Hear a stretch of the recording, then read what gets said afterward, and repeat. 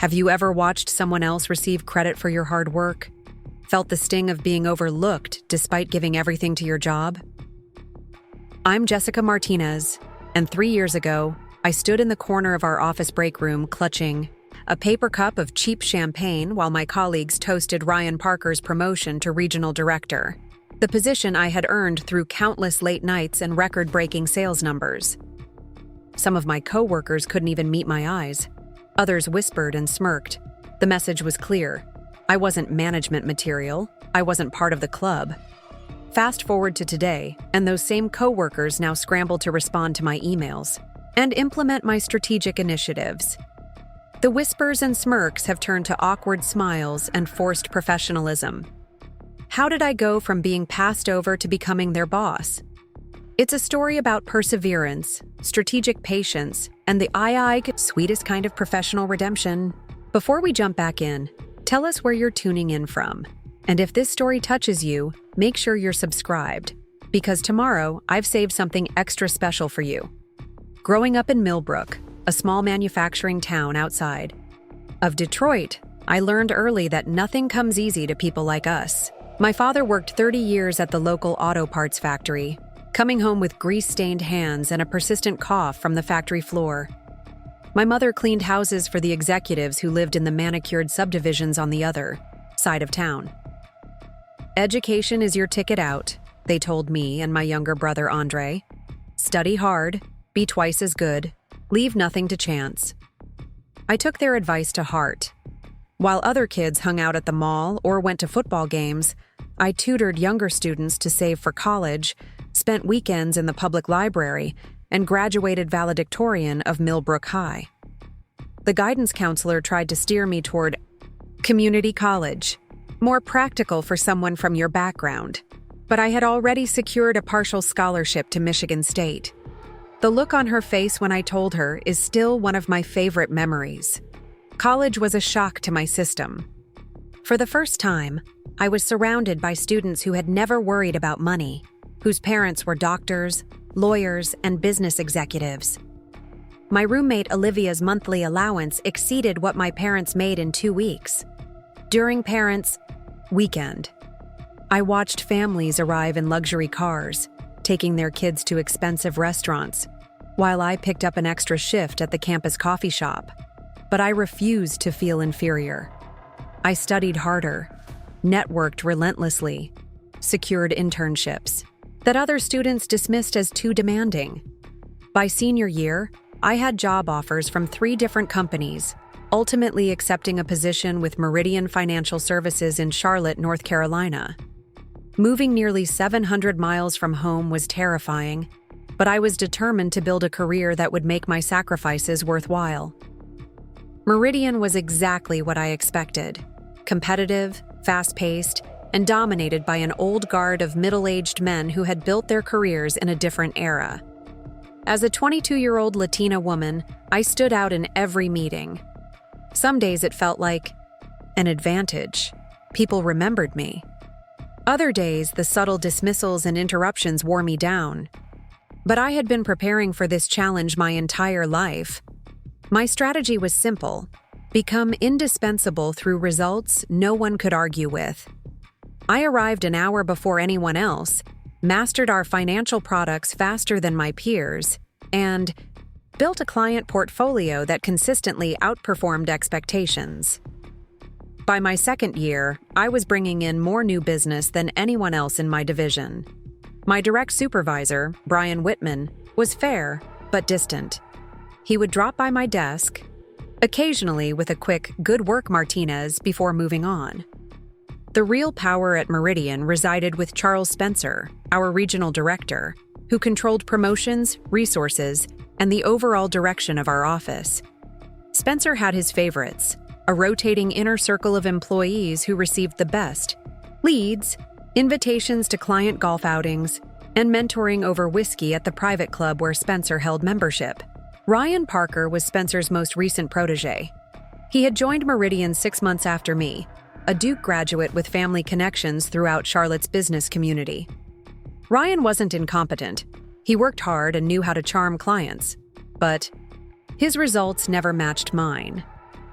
Still, he received opportunities I didn't: high-profile accounts, speaking slots at industry events, and most importantly, regular closed-door meetings with Spencer. I tried everything to break into that inner circle, volunteered for difficult projects, sent Spencer email updates highlighting my achievements, even forced myself to attend company happy hours despite being an introvert who'd rather spend evenings reviewing market trends. Nothing worked. The pattern was clear. People like Ryan moved up, while people like me hit a ceiling. After 3 years of consistent performance, I decided it was time to directly discuss advancement opportunities. I prepared meticulously for my meeting with Spencer, creating a presentation that highlighted my contributions. 143% of sales targets, 92% client retention rate, and the new service package I had developed that was now being adopted by other offices. Spencer listened politely, occasionally nodding. When I finished, he leaned back in his chair, steepled his fingers, and delivered the response I would replay in my mind for months afterward. "Jessica, your numbers are impressive, and we value your contributions. But regional director requires certain intangible qualities: leadership presence, strategic vision, cultural fit. I'm just not seeing those elements yet. Perhaps with more seasoning, more time to develop these aspects." I maintained my composure, thanked him for his feedback, and asked what specific development areas he would recommend. His suggestions were vague: greater executive presence, more big-picture thinking, stronger relationship building with senior leadership. When I pressed for concrete examples or actionable steps, he glanced at his watch and mentioned his next meeting was starting soon. As I gathered my materials to leave, Spencer added, "We're actually looking at restructuring the leadership team soon. Keep up the good work, and we'll certainly keep you in mind for future opportunities." I believed him. Or perhaps I wanted to believe him. Either way, I redoubled my efforts over the next 3 months, expanding my client base while also creating detailed proposals for operational improvements that would save the company significant money. I sought feedback from respected senior colleagues and incorporated their suggestions. I even invested in executive coaching sessions to develop the nebulous presence Spencer had mentioned. Then came the email announcing an all-hands meeting to introduce the new regional director. I sat stunned at my desk, reading and rereading the message. There had been no additional discussions, no interview process that I was aware of. Spencer had made his decision without even the pretense of considering other candidates. The meeting itself was worse than I could have imagined. Spencer stood beaming beside Ryan as he announced the promotion, describing Ryan as embodying the Meridian spirit and possessing natural leadership qualities. Colleagues applauded enthusiastically, particularly those in Spencer's inner circle.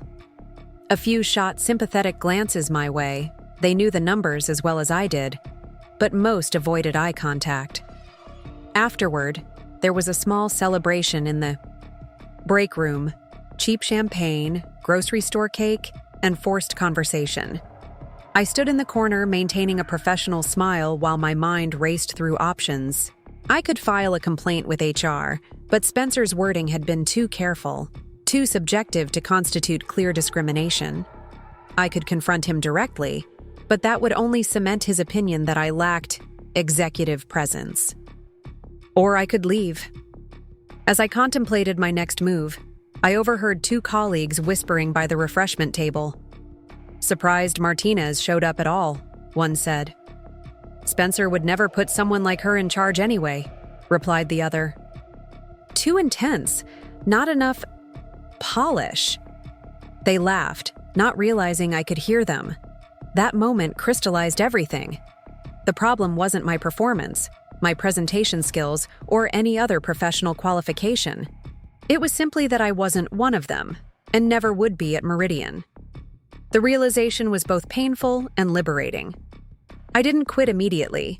Strategic patience has always been my strength. I updated my resume, reached out to my professional network, and began selective interviews while maintaining my performance at Meridian. No one, not even Brian, who had always been fair to me, noticed my gradual disengagement. I no longer arrived an hour early or volunteered for additional projects. I did my job exceptionally well, but nothing more. 2 months later, I received a call from Eleanor Washington, managing director at Pinnacle Financial Group, Meridian's largest competitor in the region. She had noticed my consistent performance numbers during industry events and wanted to discuss a position. "We're expanding our operations," she explained, "and need people who deliver results, not just talk about them." The interview process at Pinnacle was rigorous but refreshingly transparent. Eleanor asked challenging questions about my approach to client relationships, my views on emerging market trends, and how I would handle specific leadership scenarios. For the first time in my career, I felt evaluated on relevant criteria rather than nebulous fit considerations. Preparing and narrating this story took us a lot of time, so if you are enjoying it, subscribe to our channel. It means a lot to us. Now back to the story. When Eleanor offered me the associate director position, one level below regional director but with clear advancement criteria and a 30% salary increase, I accepted on the spot. The role included managing a team of 8 financial advisors, with the potential to expand as our division grew. Eleanor was direct about expectations. If your team's performance matches your individual track record, regional director could be on the table within 2 years. Resigning from Meridian proved anticlimactic. Brian seemed genuinely surprised, while Spencer barely looked up from his computer when I handed him my letter. "Pinnacle, huh? Well, good luck with that," he said dismissively. "They're expanding. Too quickly. Bound to face challenges." Ryan's reaction was more revealing. He caught me in the parking lot as I carried the small box of personal items from my desk. "Leaving without a proper goodbye? That's not very team-oriented," he said, his tone somewhere between joking and accusatory. I placed the box in my trunk before responding. "Congratulations again on your promotion, Ryan. I'm sure you'll take Meridian in exciting new directions." He shifted uncomfortably. "You know, Spencer actually had good things to say about you. Given more time, I'm sure opportunities would have opened up." "I'm not interested in waiting for opportunities to be given to me," I replied. "I prefer environments where they're earned." His face flushed. "That's your problem, Jessica. Always. So intense, so confrontational. Leadership requires more finesse than just numbers." I simply smiled, got into my car, and drove away from Meridian for the last time. His words no longer had the power to make me doubt myself. The transition to Pinnacle wasn't seamless. My team consisted primarily of junior advisors who needed significant development, combined with 2 veteran financial planners who were initially skeptical of my leadership. Eleanor had been clear that the division's performance had been lagging. My assignment was essentially a turnaround operation. I spent my first month listening more than directing, understanding each team member's strengths and challenges. The junior advisors needed structure and skills training, while the veterans required autonomy and recognition. Rather than imposing a one-size-fits-all approach, I created individualized development plans and adjusted my management style for each person. The transformation wasn't immediate, but it was steady. By the 6-month mark, our division's numbers had improved by 22%. After a year, we were consistently in Pinnacle's top 3 performing teams regionally. Eleanor took notice, increasing our resources and approving 2 additional hires I had requested. Our success didn't go unnoticed in Charlotte's financial community. 2 of my former colleagues from Meridian reached out about openings on my team. During those conversations, I learned that Meridian's performance had been declining under Ryan's leadership.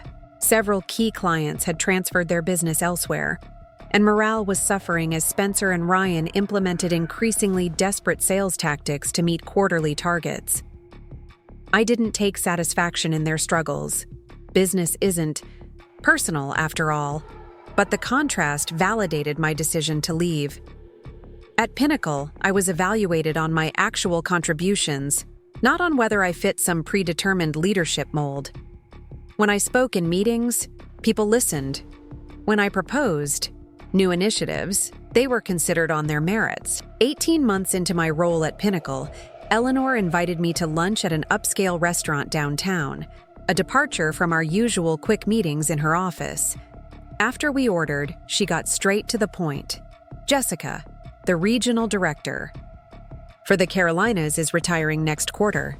Before we post the position externally, I wanted to gauge your interest.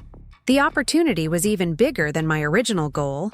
Regional director at Pinnacle oversaw 5 offices across North and South Carolina, with significant input into company-wide strategy. It represented a 2-level promotion from my current. I'm definitely interested, I replied, maintaining my composure despite my racing heart. What would the selection process involve? Eleanor smiled. You've already been through most of it. Your team's performance speaks for itself, and your strategic planning during our last leadership retreat impressed the executive committee. There would be formal interviews, of course, but I'll be frank. You're our first choice if you want it.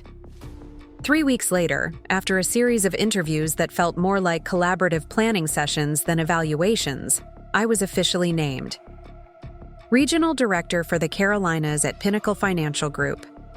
The announcement was accompanied by a feature in Charlotte Business Journal highlighting my rapid rise and the performance improvements in my division.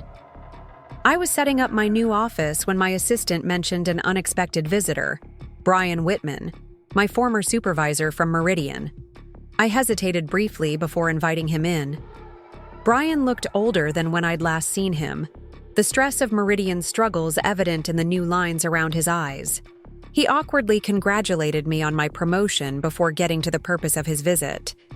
Meridian was restructuring, Spencer had taken early retirement, and the firm was seeking new leadership.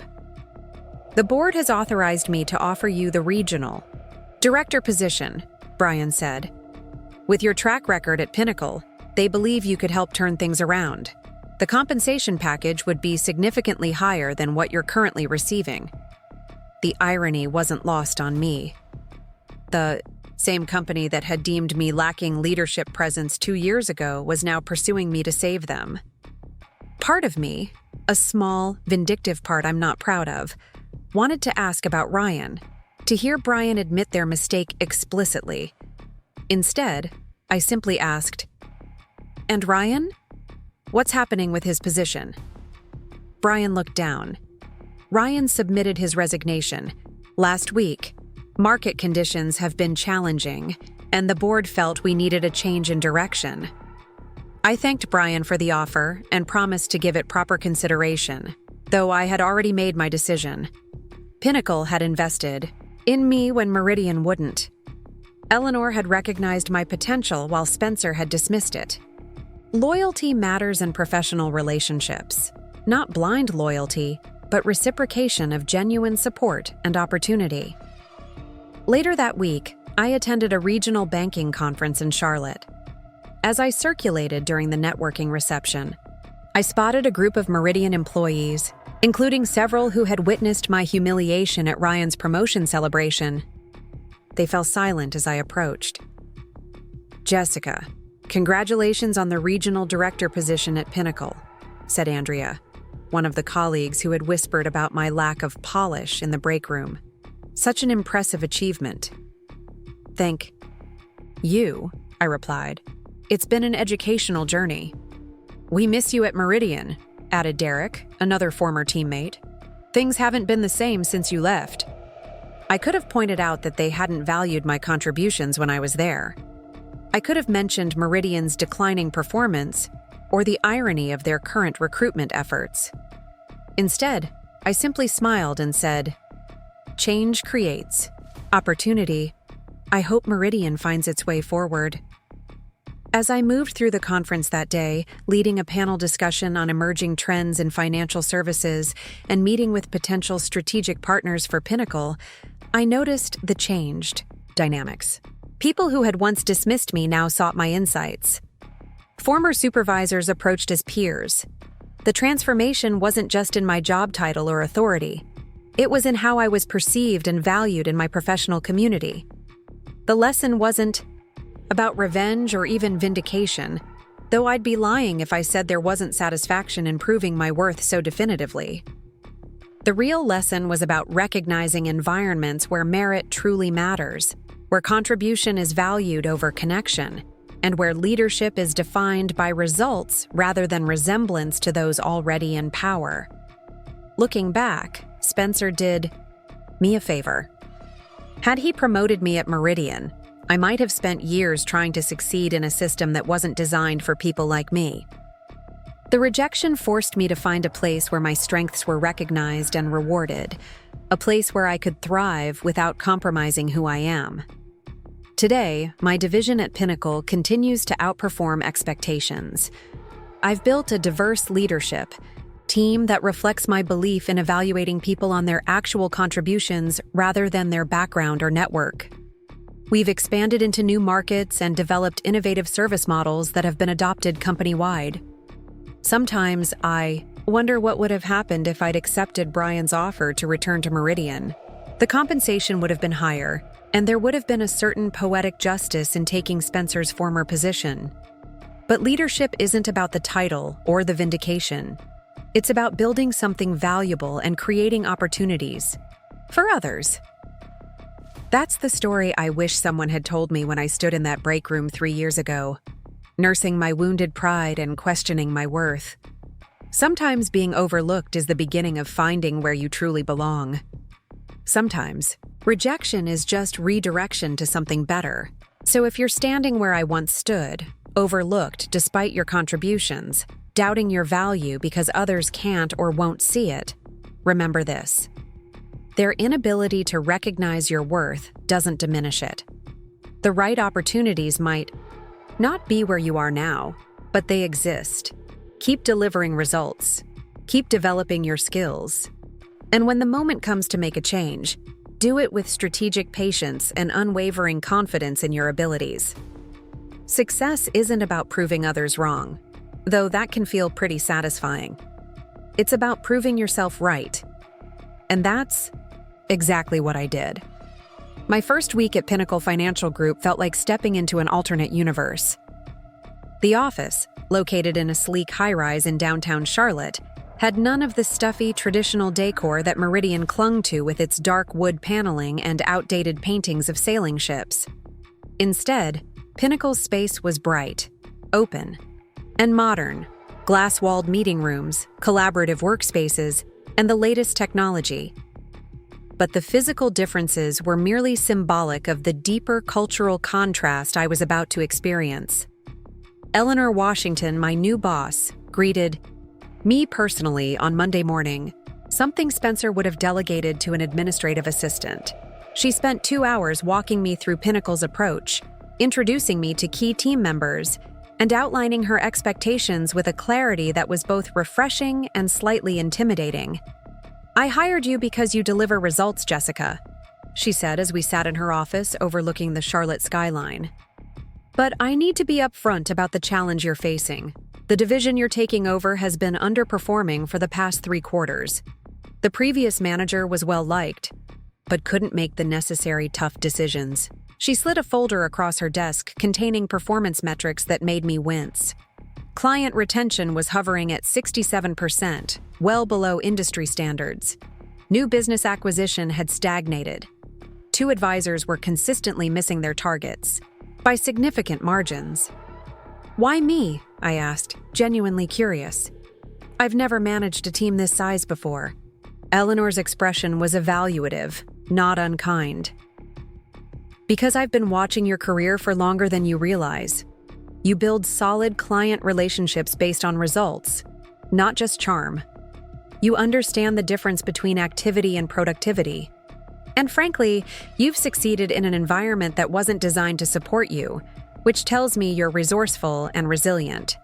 She leaned forward. "The question is, can you transfer those individual skills to leading a team?"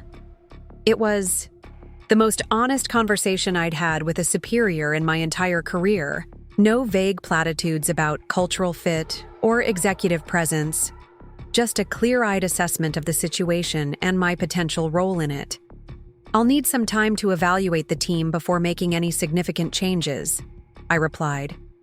But yes, I can turn this division around. Eleanor nodded, seemingly satisfied. You have 3 months to show measurable improvement. After that, we'll reassess.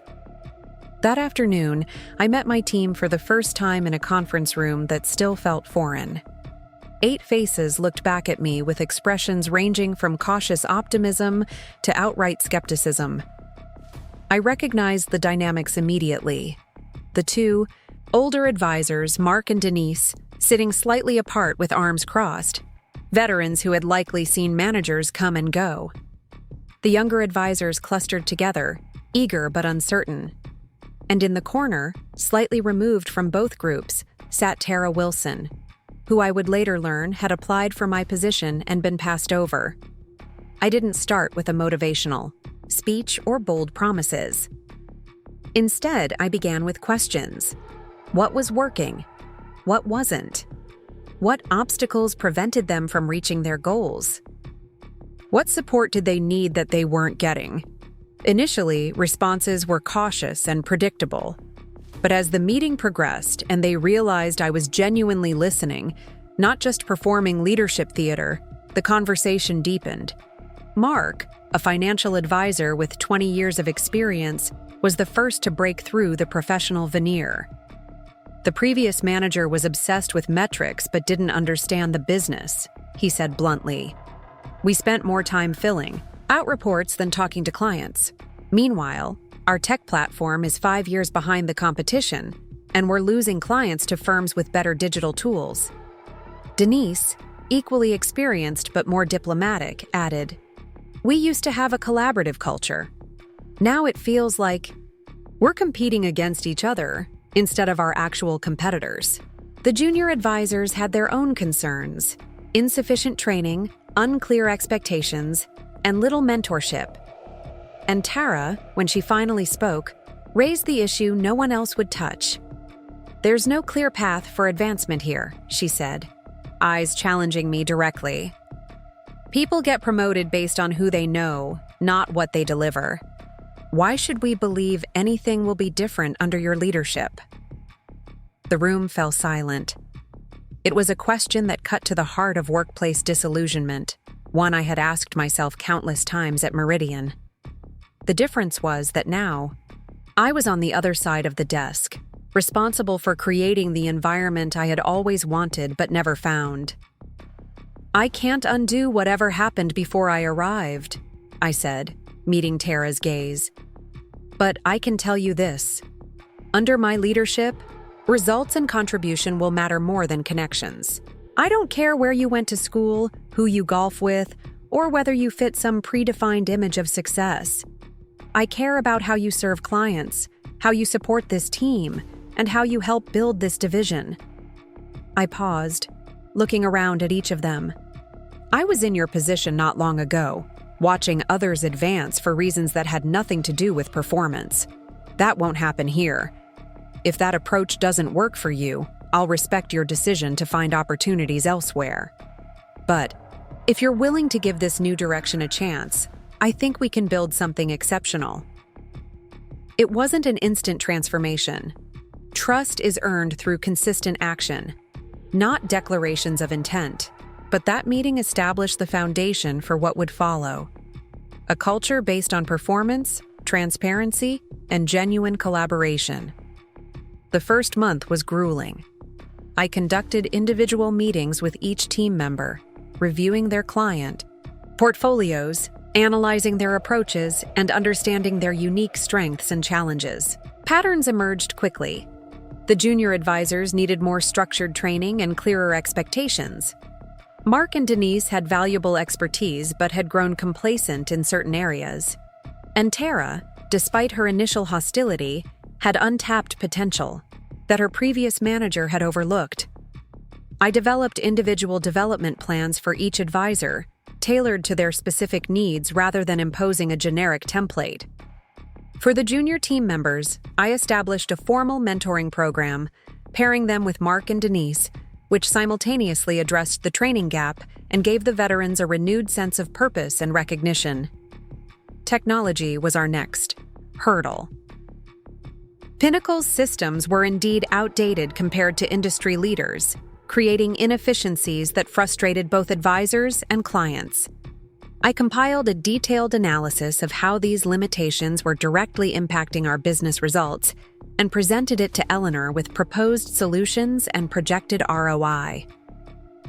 "This will require significant investment," Eleanor noted as she reviewed my proposal. "Yes," I agreed. "But I've calculated that we're losing approximately $2.3 million in potential revenue annually due to these inefficiencies. The investment would pay for itself within 18 months. Eleanor studied me for a moment.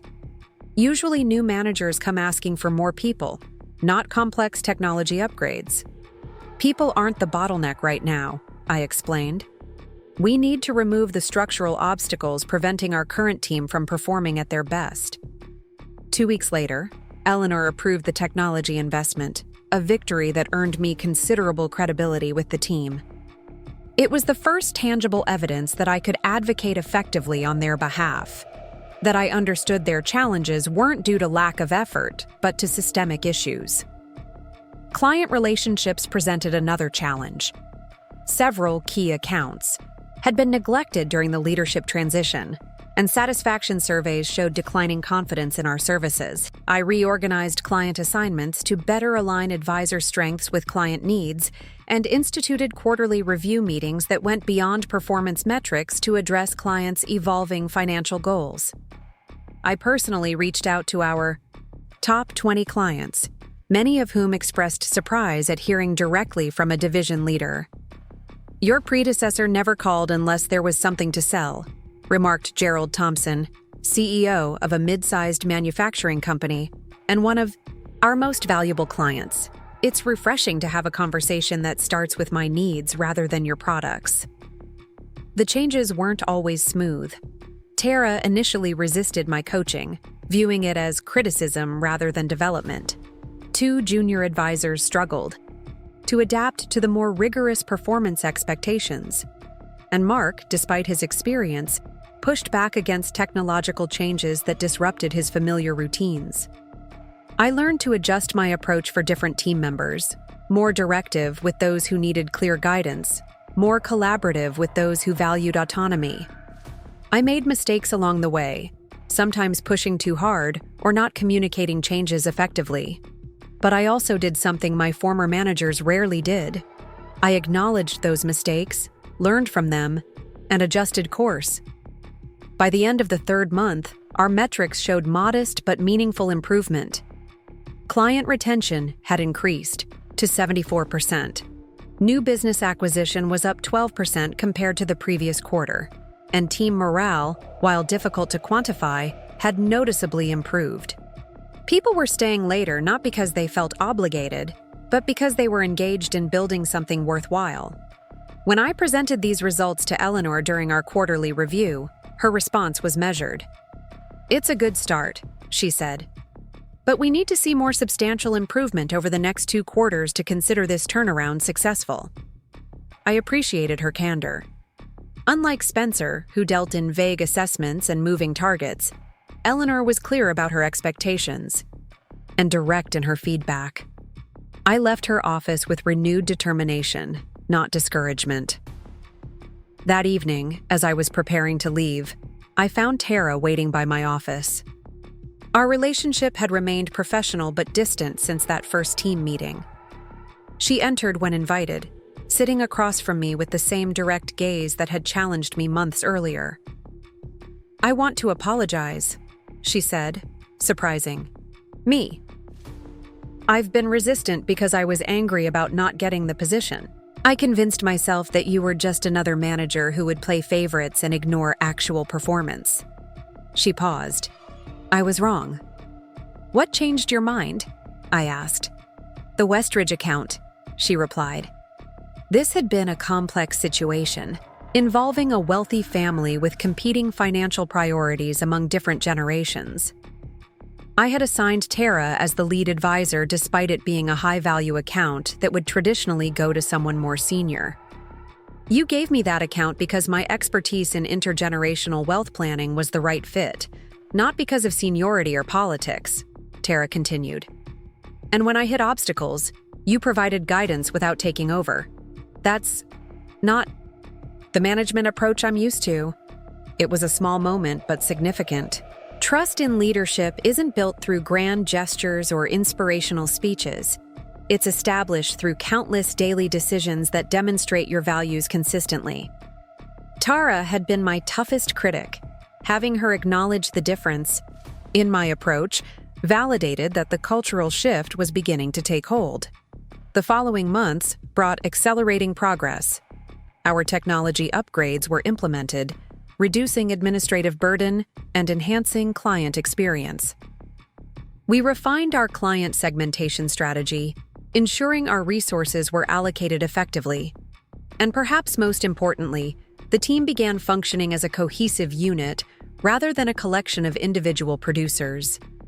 Mark and Denise, once skeptical of change, became advocates for our new approach after seeing their own results improve. The junior advisors flourished with clearer guidance and developmental support.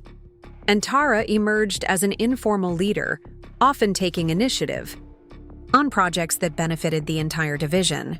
6 months into my role, our numbers told a compelling story. Client retention had reached 86%, new business acquisition was up 34% year over year, and our profitability had increased by 28%. We were now among the top 3 performing divisions in Pinnacle's regional structure. Eleanor called me to her office to review these results personally, rather than waiting for our scheduled quarterly meeting. "This is impressive work, Jessica," she said, studying the performance dashboard. "Particularly the client satisfaction metrics. Those are the highest this division has ever recorded." "The team deserves the credit," I replied. "They had the capabilities all along. They just needed the right structure and support." Eleanor nodded thoughtfully. "That's what real leadership is, creating conditions where people can perform at their best." She closed the file and looked at me directly. "The regional executive team is meeting next week to discuss growth strategies. I'd like you to present your division's transformation. There are lessons here that could benefit the entire organization." Presenting to Pinnacle's executive leadership was an opportunity I couldn't have imagined 6 months earlier. As I prepared my presentation, I reflected on how differently this had played out compared to my experience at Meridian. Spencer had never once asked me to share my approach with others, despite my consistent results. At Pinnacle, my methods weren't just tolerated, but valued enough to be considered organizational best practices. The presentation was scheduled at Pinnacle's regional headquarters, a 2-hour drive from Charlotte. As I navigated unfamiliar corridors looking for the executive conference room, I nearly collided with a man exiting a nearby office. "Excuse me?" I began, then stopped abruptly, as recognition dawned. "Mr. Reynolds?" James Reynolds, former senior vice president at Meridian, looked equally surprised. "Jessica Martinez? What are you doing here?" "I lead Pinnacle's Charlotte Central Division," I replied, trying to mask my confusion. "I'm presenting to the executive team today. Are you working with Pinnacle now?" He straightened his tie, looking slightly uncomfortable. "I joined as regional strategy director last month. After the restructuring at Meridian, it seemed time for a change." The restructuring. I had heard rumors about Meridian's declining performance and subsequent leadership shakeup, but hadn't realized it had reached the senior executive level. Reynolds had been one of Spencer's closest allies, often reinforcing his decisions about promotions and resource allocation. "Congratulations on your new role," I said, unsure what else to add. Reynolds glanced at his watch. "I'm actually heading to the same meeting. I've heard good things about your division's performance. Looking forward to your presentation." We walked together to the conference room in awkward silence. I wondered if he remembered our last interaction at Meridian. a strategy meeting where he had dismissed my proposal for digital client engagement tools as unnecessary complexity. That approach was now a cornerstone of my division's success. At Pinnacle, the executive meeting exceeded my expectations. My presentation on our division's transformation generated thoughtful questions and genuine interest. Several regional leaders requested follow-up sessions to explore implementing similar approaches in their areas. And throughout it all, Reynolds sat silently, taking notes and occasionally glancing at me with an expression I couldn't quite interpret. As the meeting concluded, Pinnacle's CEO, Martin Davis, approached me directly. "Eleanor speaks very highly of your leadership, Jessica. We're always looking for innovative approaches that can be scaled across the organization. I'd like you to work with our organizational development team to create a formalized version of your management framework." "I'd be happy to," I replied, momentarily overwhelmed by the recognition. This wasn't just acknowledgement of my division's performance. It was validation of my leadership philosophy at the highest level of the organization. As I gathered my materials, Reynolds approached. "Impressive results," he said, his tone carefully neutral. "Your approach to client segmentation is particularly interesting, very different from Meridian's model." "Yes," I agreed. "That's rather the point."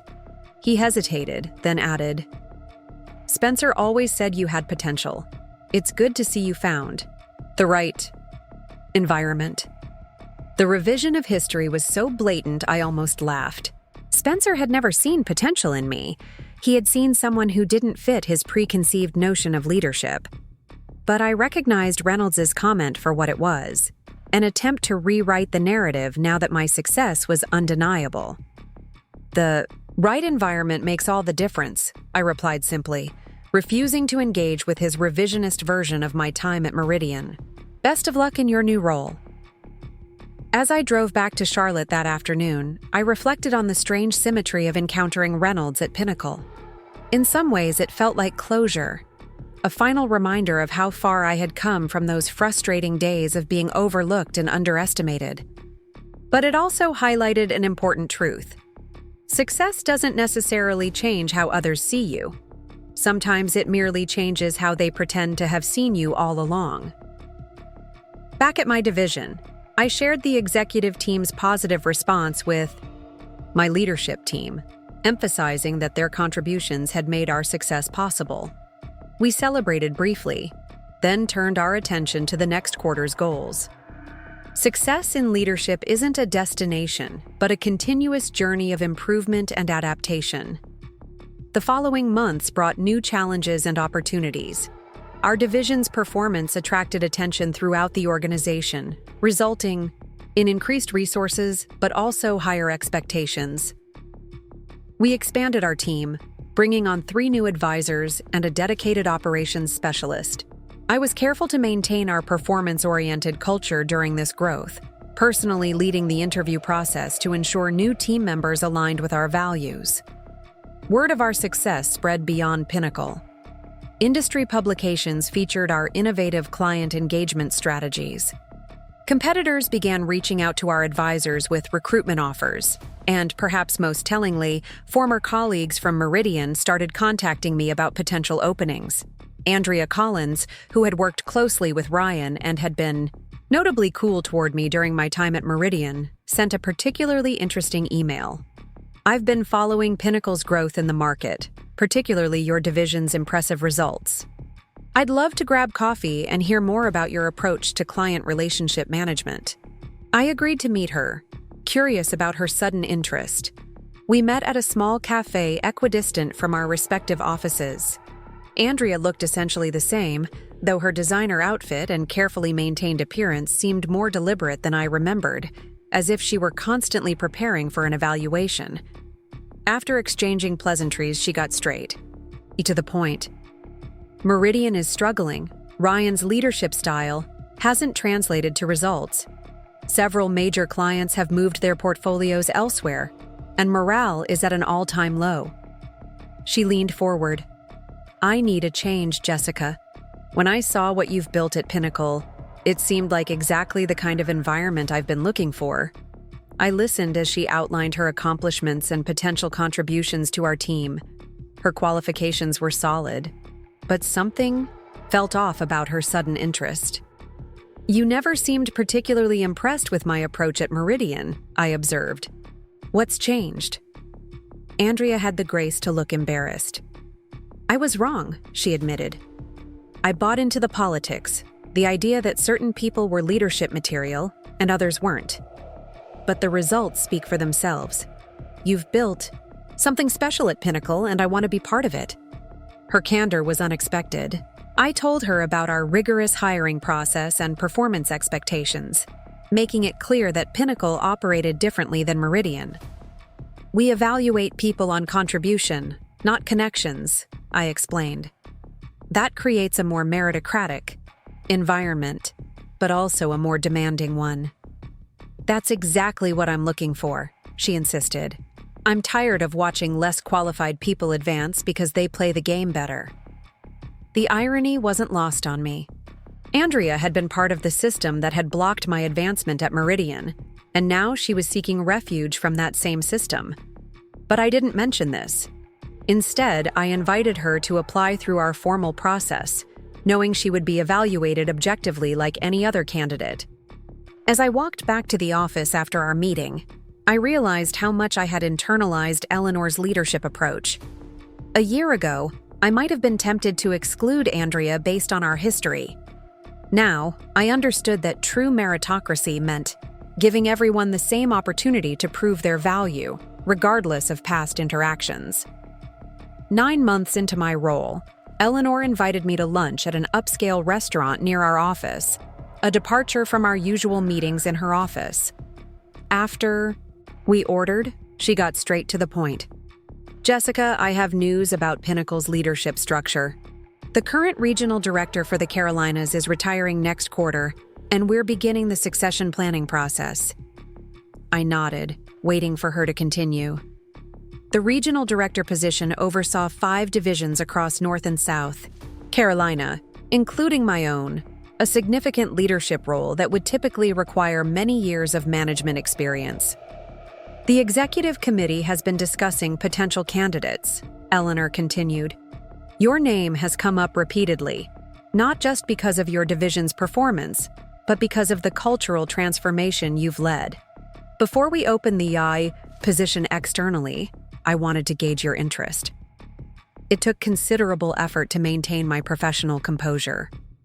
"I'm definitely interested," I replied, trying to keep my voice steady. "It would be a significant step up from my current responsibilities," Eleanor smiled. "Yes, but you've demonstrated the capabilities required for the role: strategic thinking, team development, financial acumen, and most importantly, the ability to create an environment where people deliver their best work. The formal process would involve presentations to the executive committee and a series of interviews, but I'll be transparent. You're our leading internal candidate." "What about James Reynolds?" I asked, thinking of the former Meridian executive who had recently joined Pinnacle. "He has more senior leadership experience." Eleanor's expression sharpened. "Experience isn't the same as results. James brings valuable industry knowledge, but his leadership approach is more traditional than what we're looking for in this role. The banking industry is changing rapidly, and we need leaders who can drive innovation, not just maintain the status quo." As I walked back to the office, my mind raced with possibilities. Regional director would mean greater influence, higher compensation, and the opportunity to implement my leadership philosophy across a broader organization. But it would also mean new challenges, managing managers rather than individual contributors, navigating more complex political dynamics, and balancing short-term results with long-term organizational health. I realized that I had come full circle from that disappointing meeting with Spencer 2 years earlier. Once again, I was being considered for a regional director position, but this time in an organization that valued performance over politics, contribution over connections. The difference wasn't just in the opportunity itself, but in how it had emerged. Not through favoritism or networking, but through demonstrable results and effective leadership. That evening, as I reviewed my division's quarterly projections, I received a text message from Brian, my former supervisor at Meridian. "Need to speak with you on a confidential matter. Available for coffee tomorrow?" I agreed to meet him early, the following morning at a quiet cafe near my apartment. Brian arrived looking tired, the strain of Meridian's challenges evident in his appearance. After brief greetings, he explained the purpose of his visit. "Meridian is restructuring its leadership team," he said, his voice low despite the empty cafe. "Spencer has taken early retirement and the board is reevaluating our approach to market strategy." He paused, seeming to choose his words carefully. "Your name came up repeatedly in discussions about new leadership. The board has authorized me to gauge your interest in returning to Meridian as regional director for the Southeast." For a moment, I was too surprised to respond. The irony was almost too perfect. The same organization that had deemed me lacking executive presence was now pursuing me to lead them. I gathered my thoughts before responding. "I'm surprised," I said finally. "When I left, there seemed to be limited opportunities for advancement." Brian had the grace to look uncomfortable. "The landscape has changed. Our performance has not met expectations under the current leadership. The board believes we need a different approach, and your track record at Pinnacle has been impossible to ignore." "And Ryan?" I asked, curious despite myself. Brian's expression tightened. "Ryan submitted his resignation last week. His results didn't justify his continuation in the role." I nodded, processing this information. What would the role entail? Brian outlined a position with broader authority than my current role at Pinnacle, along with a compensation package that significantly exceeded my current earnings. On paper, it was a compelling offer: greater responsibility, higher pay, and the undeniable satisfaction of vindication. "I appreciate you thinking of me," I said after he finished. "I'll need some time to consider it." "Of course," Brian replied. "But the board is moving quickly on this restructuring. We'd need your decision within the week." As I walked to the office after our meeting, I found myself unexpectedly conflicted. The Meridian offer represented a kind of validation I hadn't realized I still wanted: explicit acknowledgement that they had been wrong about me. There was also the practical consideration of increased compensation and authority. But Pinnacle had invested in me when Meridian wouldn't. Eleanor had recognized my potential while Spencer had dismissed it. And I had built something valuable. Here, not just impressive numbers, but a culture where performance was genuinely rewarded and people could do their best work. That afternoon, I had my regular one-on-one meeting with Tara, who had continued to develop into one of our strongest performers. As she shared her progress on a complex client situation, I found myself thinking about what would happen to her and the rest of the team if I left. Who would replace me? Would they maintain the culture we had built together, or would it slowly revert to the kind of environment I had left behind at Meridian? "You seem distracted," Tara observed, interrupting my thoughts. "Everything okay?" I hesitated, then decided on transparency. I received an unexpected job offer this morning. Regional director at another firm. Tara's expression shifted. "You're considering leaving?" "I'm evaluating all aspects of the opportunity," I replied carefully. She was quiet for a moment. "When I was passed over for your position, I was angry. I thought it was just another example of politics trumping performance. But I was wrong. You created something here that most of us had given up hoping for. A place where work actually matters more than optics or connections." She met my gaze directly. "Whatever you decide, I want you to know that what you've built here has changed how I think about my career." Her words stayed with me throughout the day. By evening, my decision was clear. I called Brian and declined Meridian's offer, explaining that I was committed to continuing the work I had started at Pinnacle. He seemed disappointed but not surprised. "If you change your mind, the door remains open," he said. Meridian could benefit from your leadership approach." "Thank you," I replied, "but I've found where I belong." The following week, I began the formal interview process for the regional director position at Pinnacle. It was rigorous but transparent. Presentations to the executive committee about my vision for the region, in-depth discussions about market strategy, and candid conversations about my leadership philosophy. Unlike at Meridian, where such decisions seemed to be made in private with criteria that remained nebulous, Pinnacle's process was clear and merit-based. 3 weeks later, Eleanor called me into her office. "The executive committee has made its decision," she said, her expression neutral. "I'm pleased to inform you that you've been selected as our next regional director for the Carolinas, effective at the start of next quarter."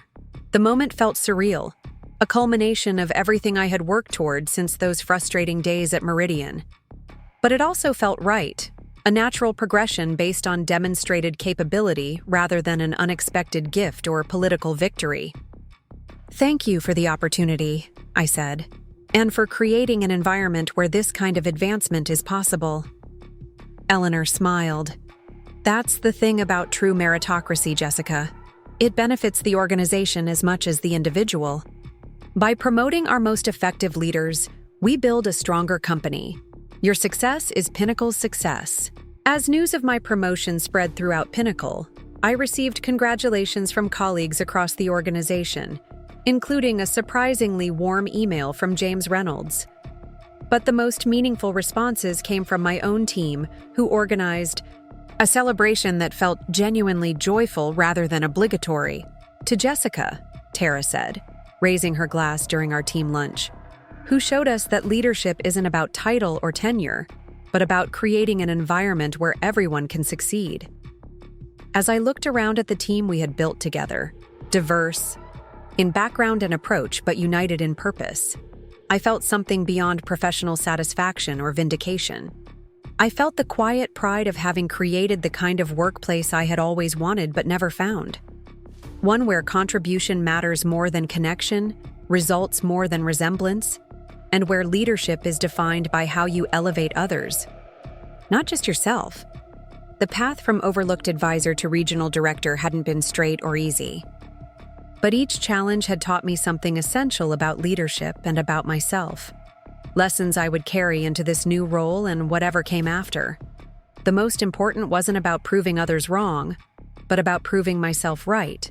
That merit could matter more than politics, that performance could overcome prejudice, and that the best revenge against those who underestimate you isn't resentment, but resounding success on your own terms. 1 year after joining Pinnacle, I found myself standing in a downtown Atlanta hotel, preparing to deliver the keynote address at the Southeastern Financial Leadership Summit. Behind me, a large screen displayed my name and title, Jessica Martinez, Regional Director for the Carolinas at Pinnacle Financial Group. The irony wasn't lost on me. 3 years earlier, I had pitched Spencer repeatedly on sending me to this conference, only to be told it was more appropriate for senior leadership. Now I wasn't just attending, I was headlining. The ballroom buzzed with industry leaders from across the region. As I scanned the crowd, I spotted familiar faces from my Meridian days, including several former colleagues who had barely acknowledged me back then. Brian sat near the front, his expression a mixture of professional interest and personal regret. And in the corner, nearly hidden behind a pillar, sat Ryan Parker, the man who had received the promotion I deserved, now reduced to an uncomfortable spectator at my moment of professional validation. I adjusted my notes one final time as the EI moderator wrapped up her introduction. And now it is my pleasure to introduce our keynote speaker, Jessica Martinez. Under her leadership, Pinnacle's Carolina region has achieved record-breaking growth, increasing market share by 22% in just 18 months while maintaining exceptional client satisfaction ratings.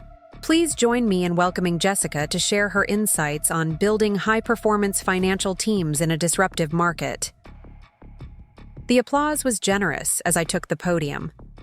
I'd rehearsed this presentation extensively, But standing there, facing so many people who had once dismissed me, I felt a momentary urge to gloat, to highlight how wrong they had been about me. Instead, I took a deep breath and began with the authentic, substantive message I had prepared. The financial services industry is at a critical inflection point, I started. Client expectations are evolving faster than traditional firms can adapt. Technology is disrupting established business models. And the next generation of financial professionals is demanding more meaningful work and more transparent career paths. The organizations that thrive in this environment won't be those with the most prestigious history or the most elaborate offices. They'll be the ones that build genuinely meritocratic cultures where innovation is rewarded and performance actually matters more than politics. For the next 40 minutes, I shared the leadership approach that had transformed Pinnacle's performance, the importance of transparent expectations, how to align individual development with organizational goals, and methods for creating accountability without crushing initiative. I didn't mention Meridian by name or reference my own journey directly, but the contrast between my current success and my former struggles hung in the air like an unspoken validation. During the Q&A session afterward, a young financial advisor from a regional firm raised her hand. Your approach to team development is impressive, but it also seems labor-intensive. How do you justify the investment of time when quarterly targets are always looming? It was a thoughtful question that got to the heart of the industry's short-term thinking.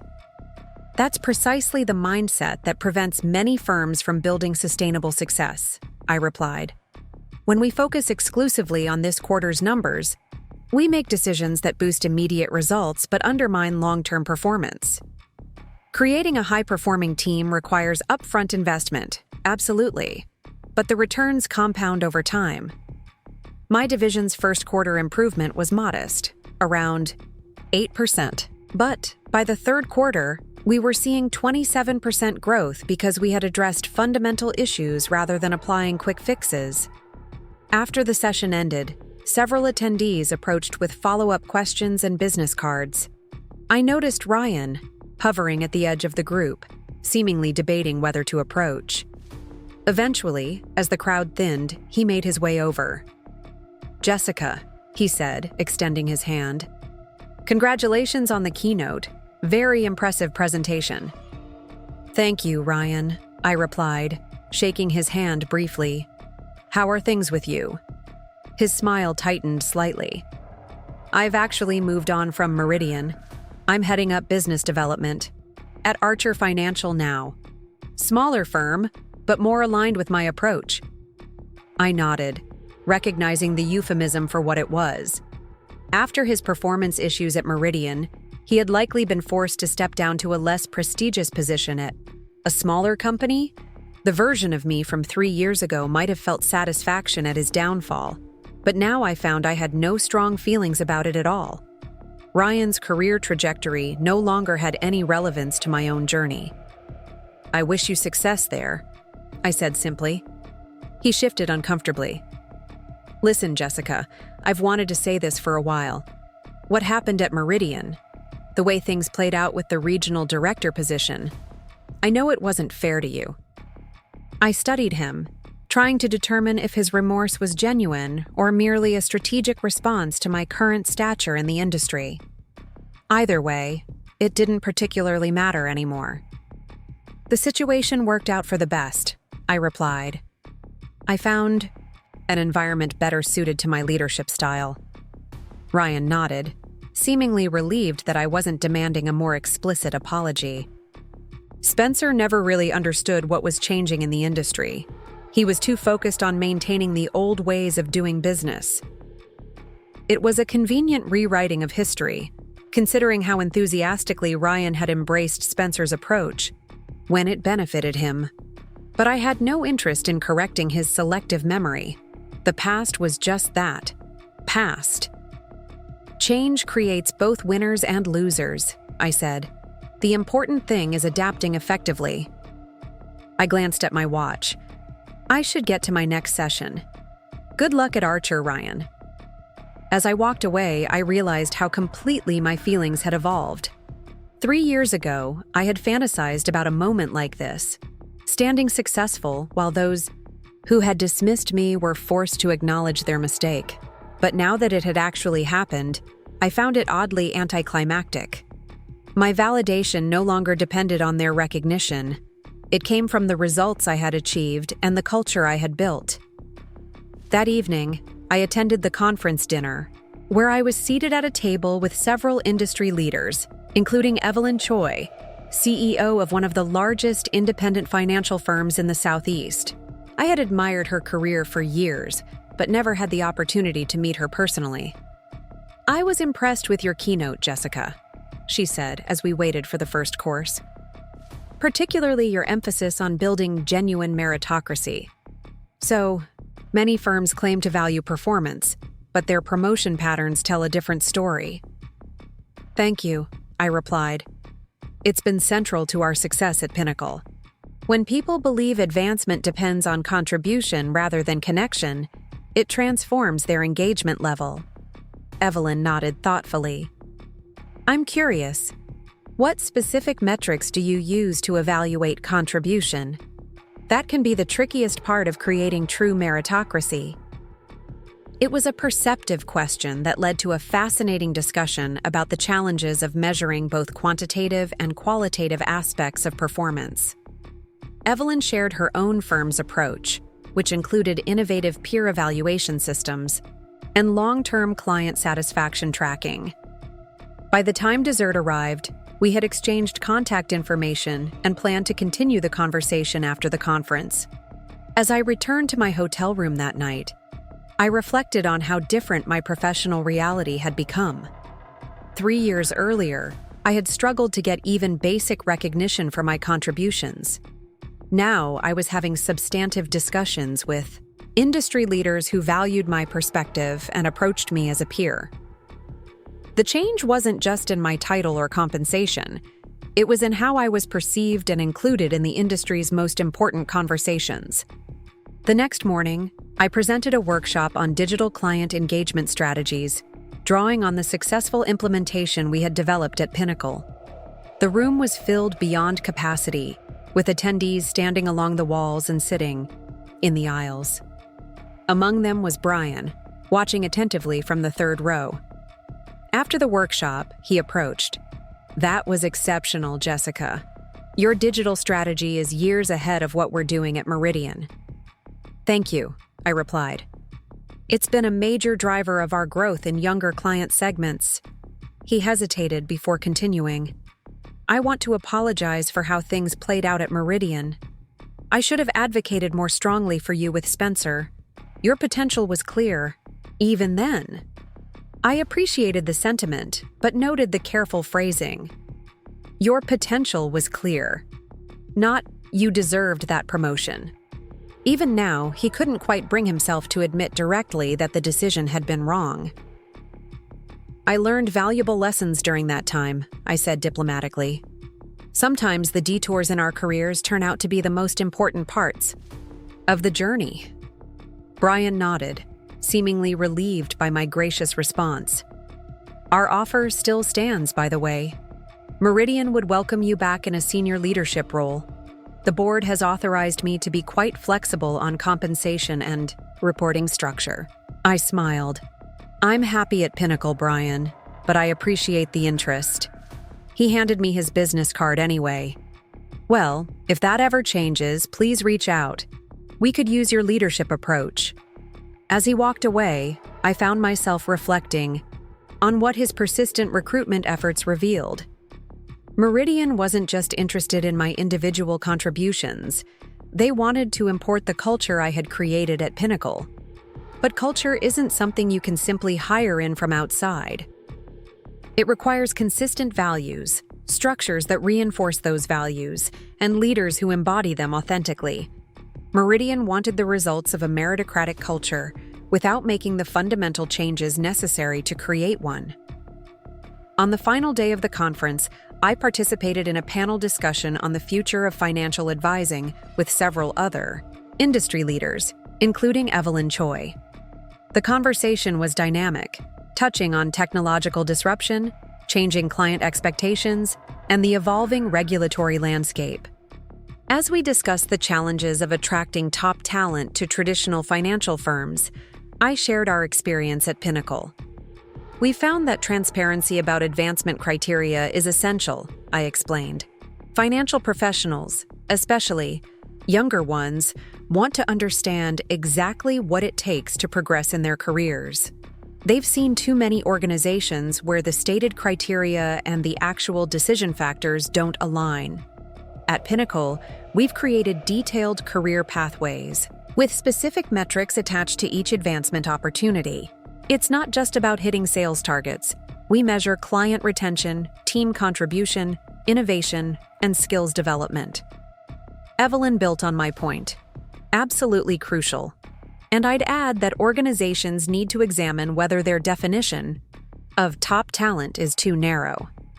Many firms still hire primarily from the same handful of universities and look for the same personality types that have traditionally dominated finance. That approach not only limits diversity, but also restricts innovation potential. After the panel, as attendees filtered out of the room, Evelyn approached me. Jessica, I've enjoyed our conversations these past few days. I'm heading up a new industry task force on leadership development in financial services, and I'd like you to consider joining. We need voices like yours that can speak to building truly inclusive meritocracy. I was momentarily stunned by the invitation. The task force would include some of the most influential leaders in the industry, people I had admired from afar for years. I'd be honored, I replied. The topic is certainly one I'm passionate about. Excellent, Evelyn said. My assistant will send the details next week. I think your perspective will be invaluable, particularly given your experience transforming Pinnacle's Carolina region. As the conference concluded, I found myself in a thoughtful mood during the flight back to Charlotte. My journey from overlooked advisor to respected industry voice had been complex and often challenging. But the most significant changes weren't external, the title, compensation, or recognition, but internal. I no longer felt I had something to prove to others. I no longer measured my worth by others' acknowledgement of it. And I no longer saw my career as a competition with those who had once underestimated me. When I returned to the office the following Monday, I was greeted with the usual mix of meetings, decisions, and operational challenges that defined my role as regional director. But something had shifted in my perception. What once might have felt like evidence that I had made it, now simply felt like the work I was meant to do. Leading wasn't about proving my capability anymore.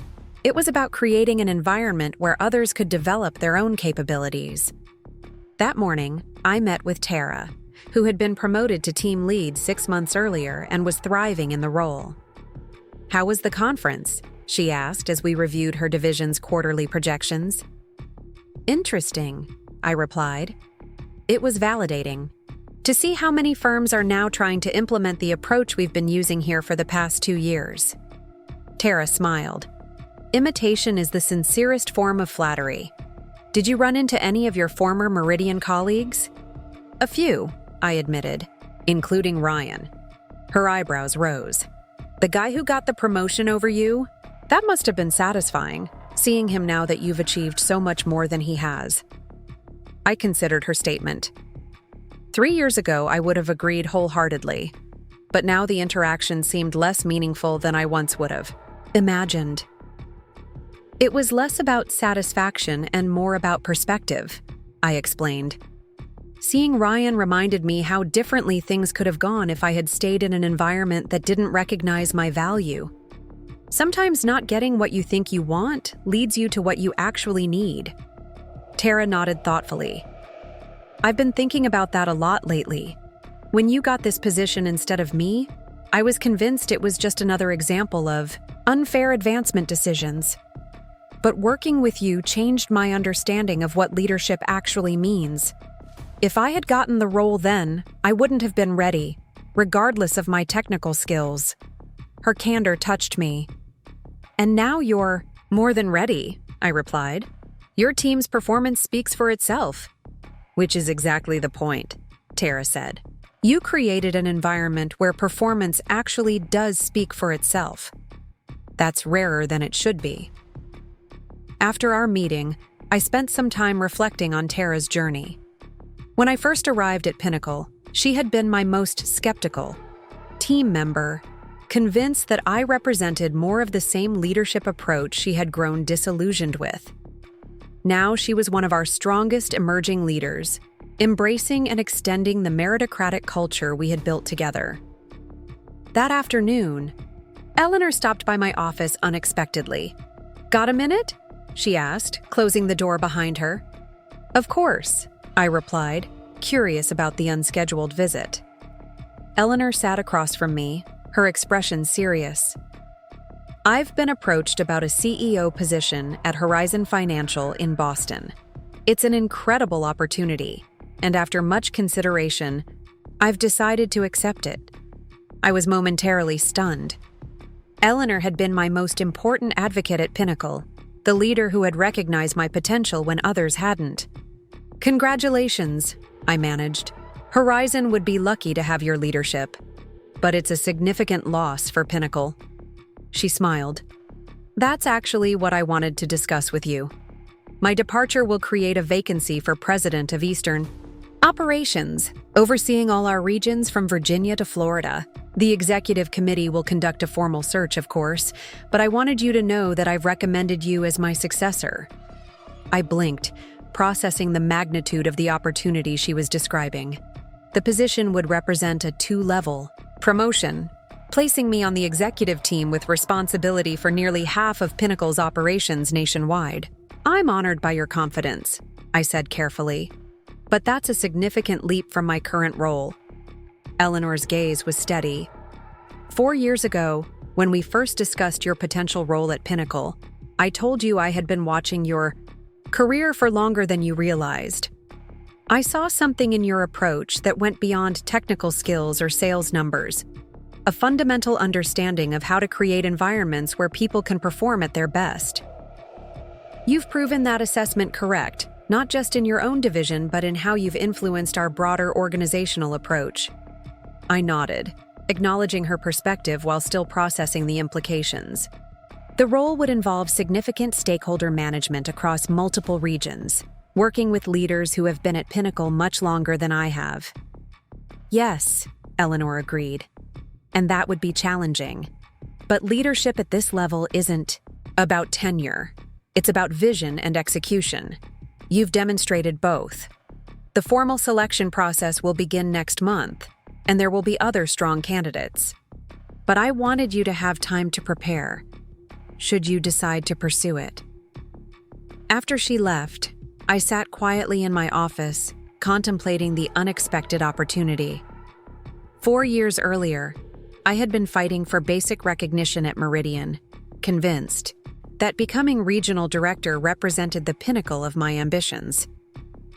Now I was being considered for an executive leadership role that would influence the direction of an entire organization. The scope was both exhilarating and intimidating.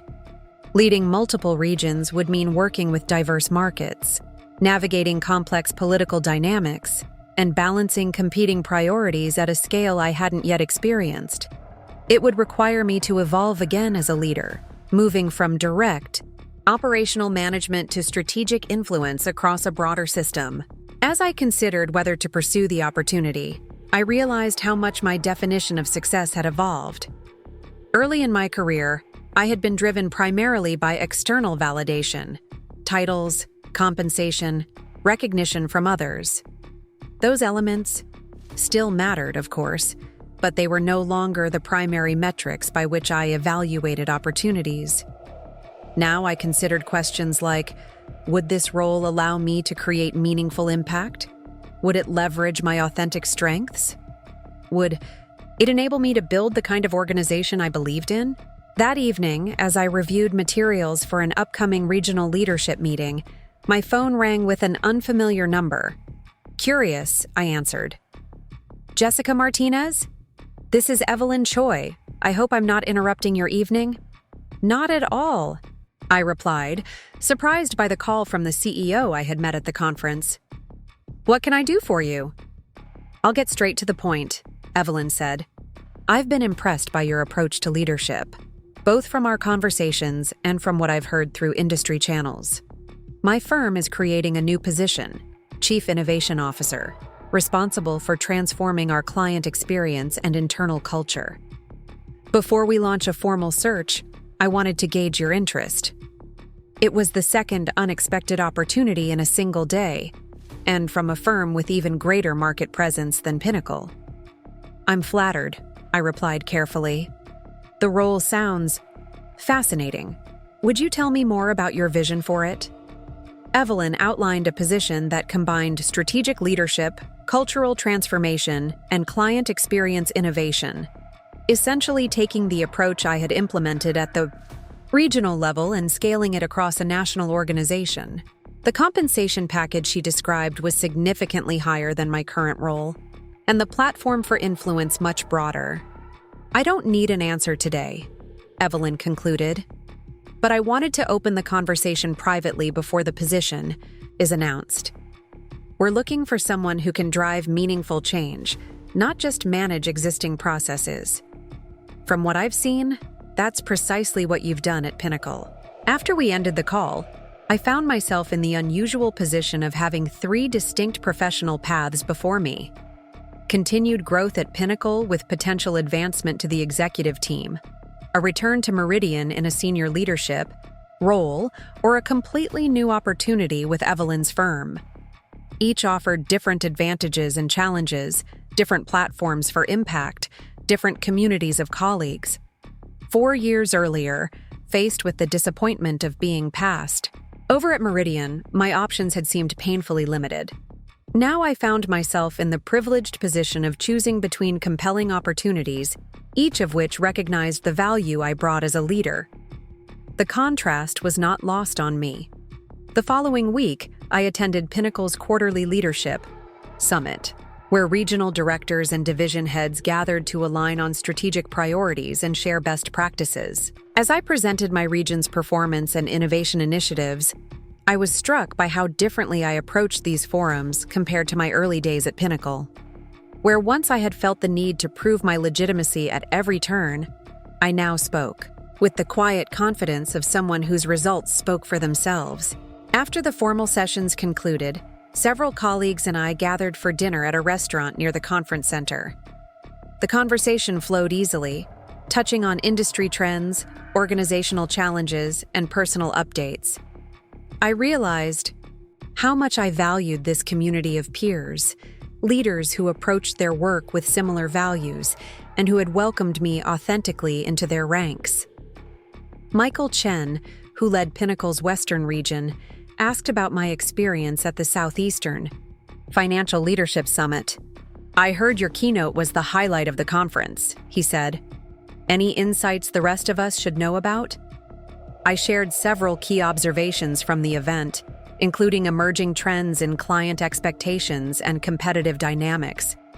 Then I added, "The most interesting aspect for me was seeing how many firms are now trying to implement the meritocratic culture we've built at Pinnacle. They recognize it's becoming a competitive advantage in both client acquisition and talent retention." Rachel Goldman, our Northeast Regional Director, nodded. "I've noticed the same trend. Prospective hires increasingly ask about our promotion criteria and development pathways during interviews. 5 years ago, those conversations focused almost exclusively on compensation and client portfolios." "Exactly," I agreed. "The next generation of financial professionals wants transparency about how careers progress. They've seen too many organizations where the stated criteria and the actual advancement factors don't align." The conversation continued, touching on various aspects of organizational culture and leadership development. As my colleagues shared their experiences and perspectives, I found myself reflecting on how much I valued being part of this community. A group of leaders committed to similar principles, working together to build something meaningful in an industry often criticized for its short-term thinking and exclusive practices. That sense of community became even more significant as I contemplated the opportunities before me. Returning to Meridian would mean higher compensation, but rejoining an organizational culture I had found limiting. The role at Evelyn's firm offered exciting scope for influence but would require building new relationships from scratch, and advancing at Pinnacle would mean deeper engagement with a community I had already come to value, working alongside colleagues whose approach aligned with my own. 2 days after returning from the Leadership Summit, I had my monthly one-on-one meeting with Eleanor.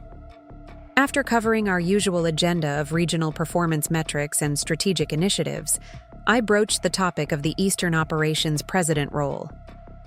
"I've been considering your suggestion about the upcoming position," I said. "I'm interested in being considered, though I recognize it would be a significant step up from my current responsibilities." Eleanor nodded. "I'm glad to hear it.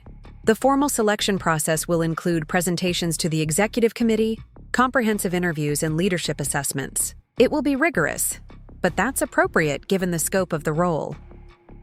"I appreciate the transparency," I replied, "and I wanted to be equally transparent with you.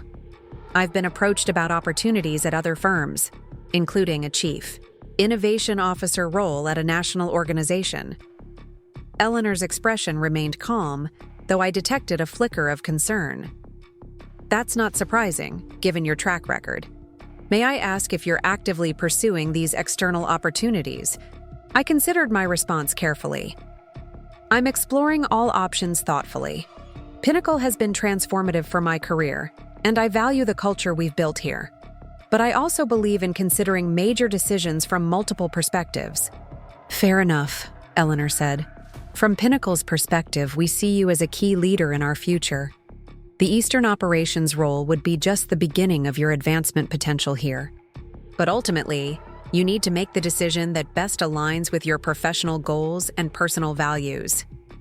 After our meeting, I took a walk through the Pinnacle offices, observing the environment we had created together. Teams collaborated in glass-walled meeting rooms, discussing client strategies and market approaches.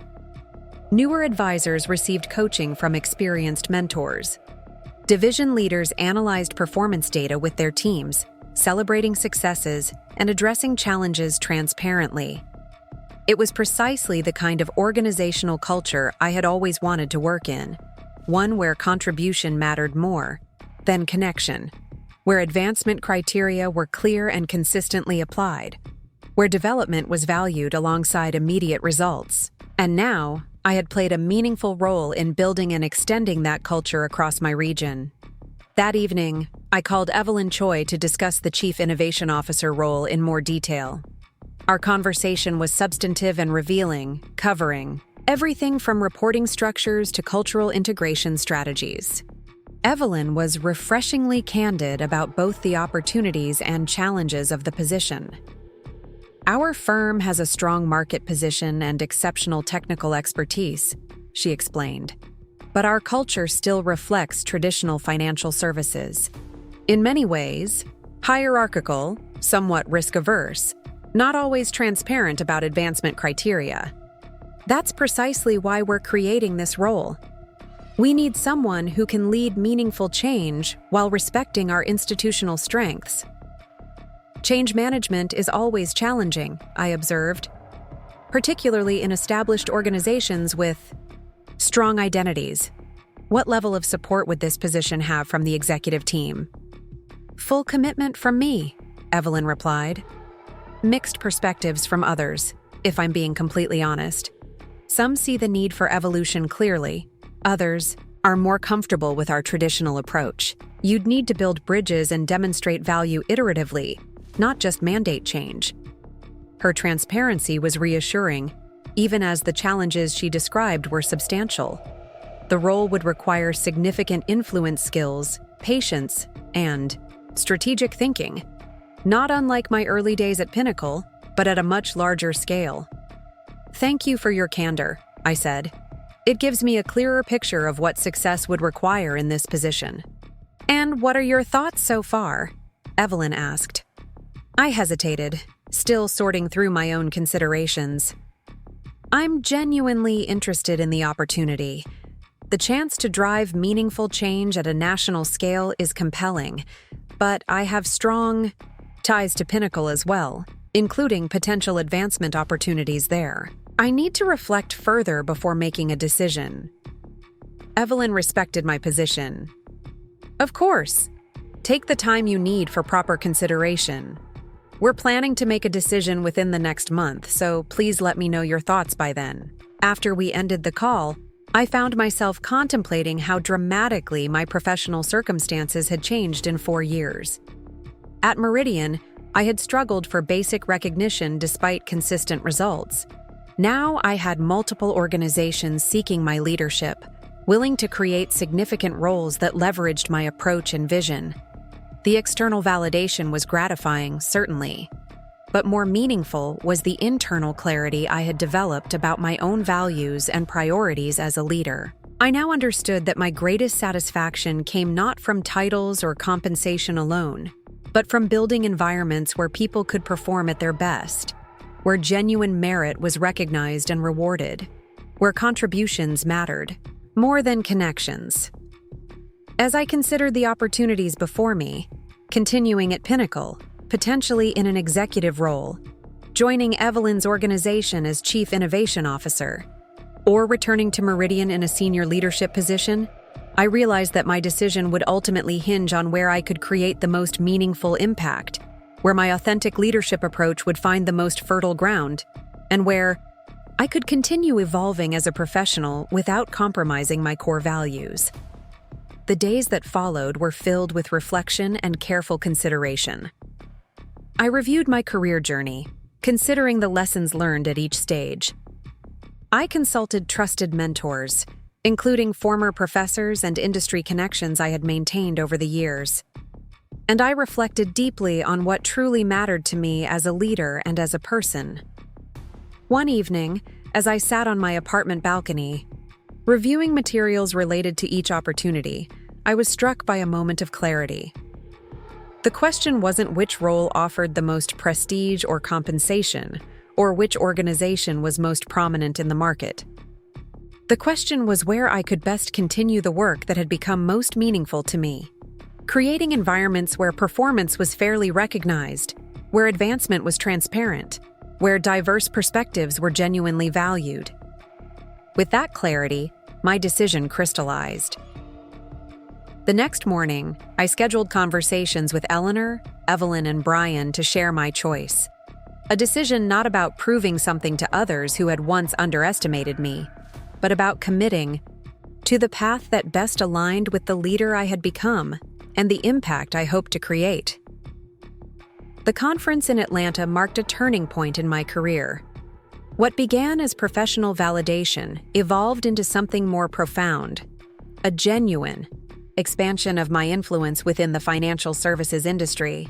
The days of struggling for basic recognition at Meridian felt like ancient history as I navigated the new reality of being actively sought after for my expertise and leadership approach. Upon returning to Charlotte, I found an email from Evelyn Choi inviting me to join her industry task force on leadership development.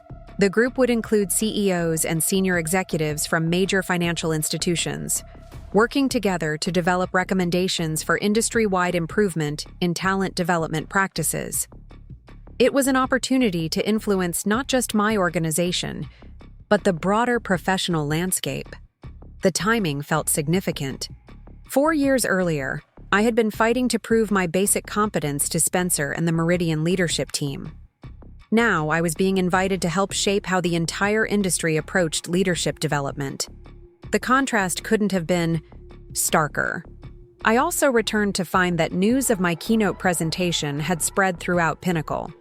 Colleagues from other regions sent congratulatory messages, and Eleanor forwarded positive feedback she had received from industry contacts who had attended the session.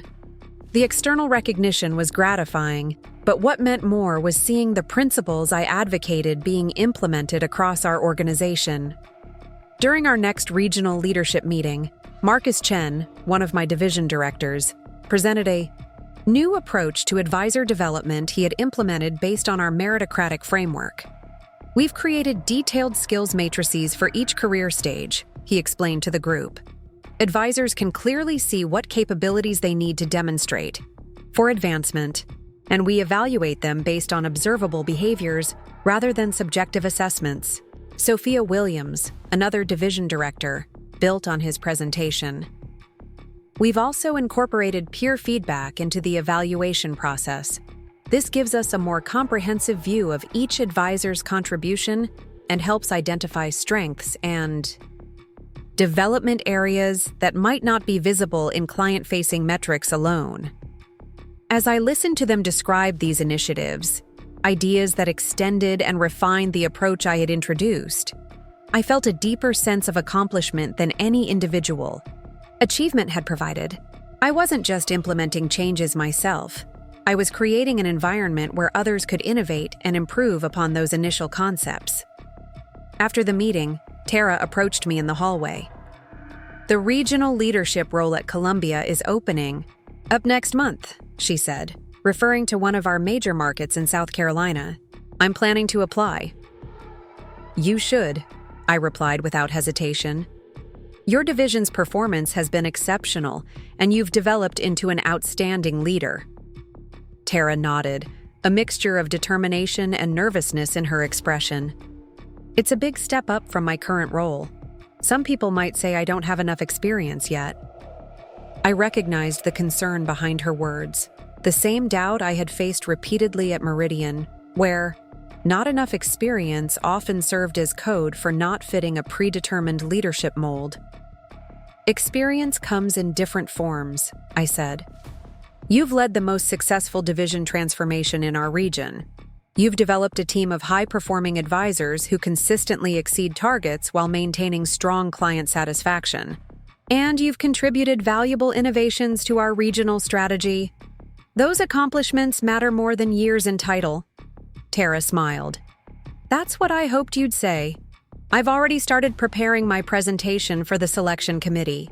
2 weeks later, Tara delivered an exceptional presentation to the regional leadership team, outlining her vision for the Columbia market with compelling strategic insights and actionable plans. She fielded challenging questions with confidence and clarity, demonstrating both technical expertise and leadership presence. When the team unanimously recommended her for the position, I felt a profound sense of pride, not just in her achievement, but in creating a system where merit genuinely determined advancement. As Tara prepared for her new role, I reflected on how our relationship had evolved from her initial skepticism to mutual respect and professional development. She had challenged me to prove that I truly believed in meritocracy, and in response, I had created structures that allowed her talent to be recognized and rewarded. Now she would have the opportunity to extend that approach in her own leadership role. The task force with Evelyn Choi began with a series of virtual meetings to establish our focus areas and working methodology. The group included senior leaders from diverse segments of the financial services industry, traditional banks, investment firms, fintech companies, and insurance providers. Despite our different organizational contexts, we quickly identified common challenges in developing and advancing talent. "The fundamental problem isn't a lack of technical training," noted James Wilson, CEO of a major regional bank. "It's that our advancement systems still reflect outdated assumptions about what leadership looks like and how careers should progress." "Exactly," agreed Meera Patel, founder of a successful financial technology company. "We talk about valuing innovation and adaptability, but our promotion criteria often reward conformity and tradition. Then we wonder why we struggle to retain creative thinkers and diverse perspectives." As the discussion continued, I shared insights from Pinnacle's transformation. "We found that transparency is essential. When people understand exactly what capabilities and contributions lead to advancement, they can focus their development efforts more effectively. And when those criteria are genuinely applied in promotion decisions, it builds organizational trust," Evelyn nodded. "That's been our experience as well, but implementation is challenging, particularly in organizations with long-established cultures. Jessica, would you be willing to lead a working group focused on creating implementation frameworks for these principles? Your experience transitioning Pinnacle's approach would be invaluable. The request represented another expansion of my influence. From leading my own division, to shaping regional strategy, to now potentially influencing industry-wide practices. I agreed, recognizing both the opportunity and responsibility it represented. Over the following weeks, I worked with a subset of task force members to develop practical frameworks for implementing meritocratic advancement systems. We conducted research across diverse financial organizations, identifying best practices and common obstacles. We created assessment tools to help firms evaluate their current state and prioritize improvement areas. And we developed detailed implementation roadmaps that accounted for different organizational contexts and cultures. Throughout this process, I found myself drawing heavily on my experiences at both Meridian and Pinnacle, using the contrast to illustrate how different systemic approaches produce different results.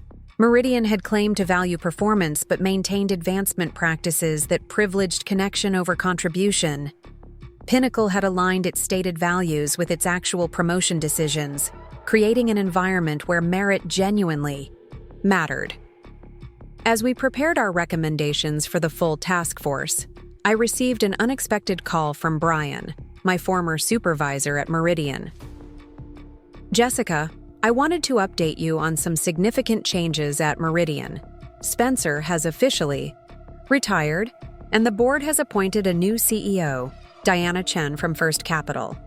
She's implementing a comprehensive organizational transformation, and your name has come up repeatedly in planning discussions. I was confused by this information. My name? In what context? Brian hesitated. Diana is familiar with your work at Pinnacle and your contributions to Evelyn's task force. She believes your approach to leadership development and meritocratic advancement is exactly what Meridian needs. The board has authorized me to offer you the position of Executive Vice President for Organizational Transformation, a newly created role reporting directly to Diana. The proposal was startling. Meridian was essentially asking me to return and dismantle the very system that had limited my advancement there, to implement the approach I had developed at Pinnacle within the organization that had once dismissed my potential. That's unexpected, I managed, trying to process the irony of the situation. I understand your hesitation, Brian said, but this represents a genuine shift in Meridian's direction. Diana has been explicitly clear that the old approach failed, both in market performance and talent development. She wants fundamental change, not cosmetic adjustments. And the board supports this direction? I asked, thinking of the conservative executives who had always backed Spencer's traditional leadership approach. The board's composition has changed significantly, Brian explained. 3 new members joined last quarter, all with backgrounds in organizations known for innovative talent approaches. They've seen the performance gap between firms like Pinnacle and those still operating with outdated leadership models. I appreciate you bringing this opportunity to my attention, I said carefully. It's certainly an interesting proposition. I'll need some time to consider it. Of course, Brian replied. Diana would like to meet with you personally to discuss her vision for Meridian's transformation. Would you be open to that conversation? I agreed to meet with Diana, more curious than seriously interested in returning to Meridian. The meeting was scheduled for the following week at a neutral location, a private dining room at an upscale restaurant midway between Charlotte and Meridian's headquarters. Diana Chen proved to be everything Brian had described: sharp, visionary, and refreshingly direct. After brief introductions, she got straight to the point. Meridian has lost significant market share over the past 3 years, she stated, sliding a folder of performance metrics across the table. Our client acquisition rates have declined steadily. Advisor turnover has increased, particularly among high performers and diverse talent, and our innovation metrics lag significantly behind competitors. I reviewed the data, noting that the decline had accelerated after I left. "These are challenging trends," Diana nodded. "The board brought me in explicitly to reverse them. My analysis indicates that Meridian's fundamental problem isn't market strategy or product offerings. It's organizational culture, particularly how we develop and advance talent." She leaned forward, her gaze direct. "You experienced this problem firsthand. Despite your exceptional performance, you were passed over for advancement because you didn't fit Spencer's narrow conception of leadership potential. How many other talented professionals has Meridian lost for similar reasons? How much innovation and growth have we sacrificed to maintain an outdated leadership model?" Her candor was impressive. Unlike Brian, who had never explicitly acknowledged the unfairness of my treatment at Meridian, Diana was naming it directly and connecting it to broader organizational failure. "The role I'm offering would give you significant authority to implement the approach you've developed at Pinnacle," she continued. "You would lead a comprehensive transformation of our talent development and advancement systems with direct support from me and the board. The compensation package reflects both the challenge and opportunity involved." She outlined a role with broader scope than my current position at Pinnacle, along with substantially higher compensation and equity participation. It was, objectively speaking, an exceptional offer, particularly coming from an organization that had once deemed me lacking executive potential. "Why me specifically?" I asked. "There are other leaders with expertise in organizational transformation." Diana's response was direct. "Because you've lived both sides of this issue. You experienced the limitations of Meridian's traditional approach, then created a demonstrably more effective system at Pinnacle. That combination of insight and implementation experience is exactly what we need. I promise to consider the high offer seriously, though I left the meeting with mixed feelings. The opportunity to transform Meridian, to create a genuinely meritocratic culture in an organization that had once limited my own advancement, had a certain poetic justice, and the scope and compensation of the role were objectively attractive. Yet I had reservations. Transforming an established culture is far more challenging than building one in a division where you have direct authority. Meridian's traditional approach was deeply embedded in its systems and leadership practices. And while Diana seemed genuinely committed to change, organizational transformations often falter when they encounter inevitable resistance.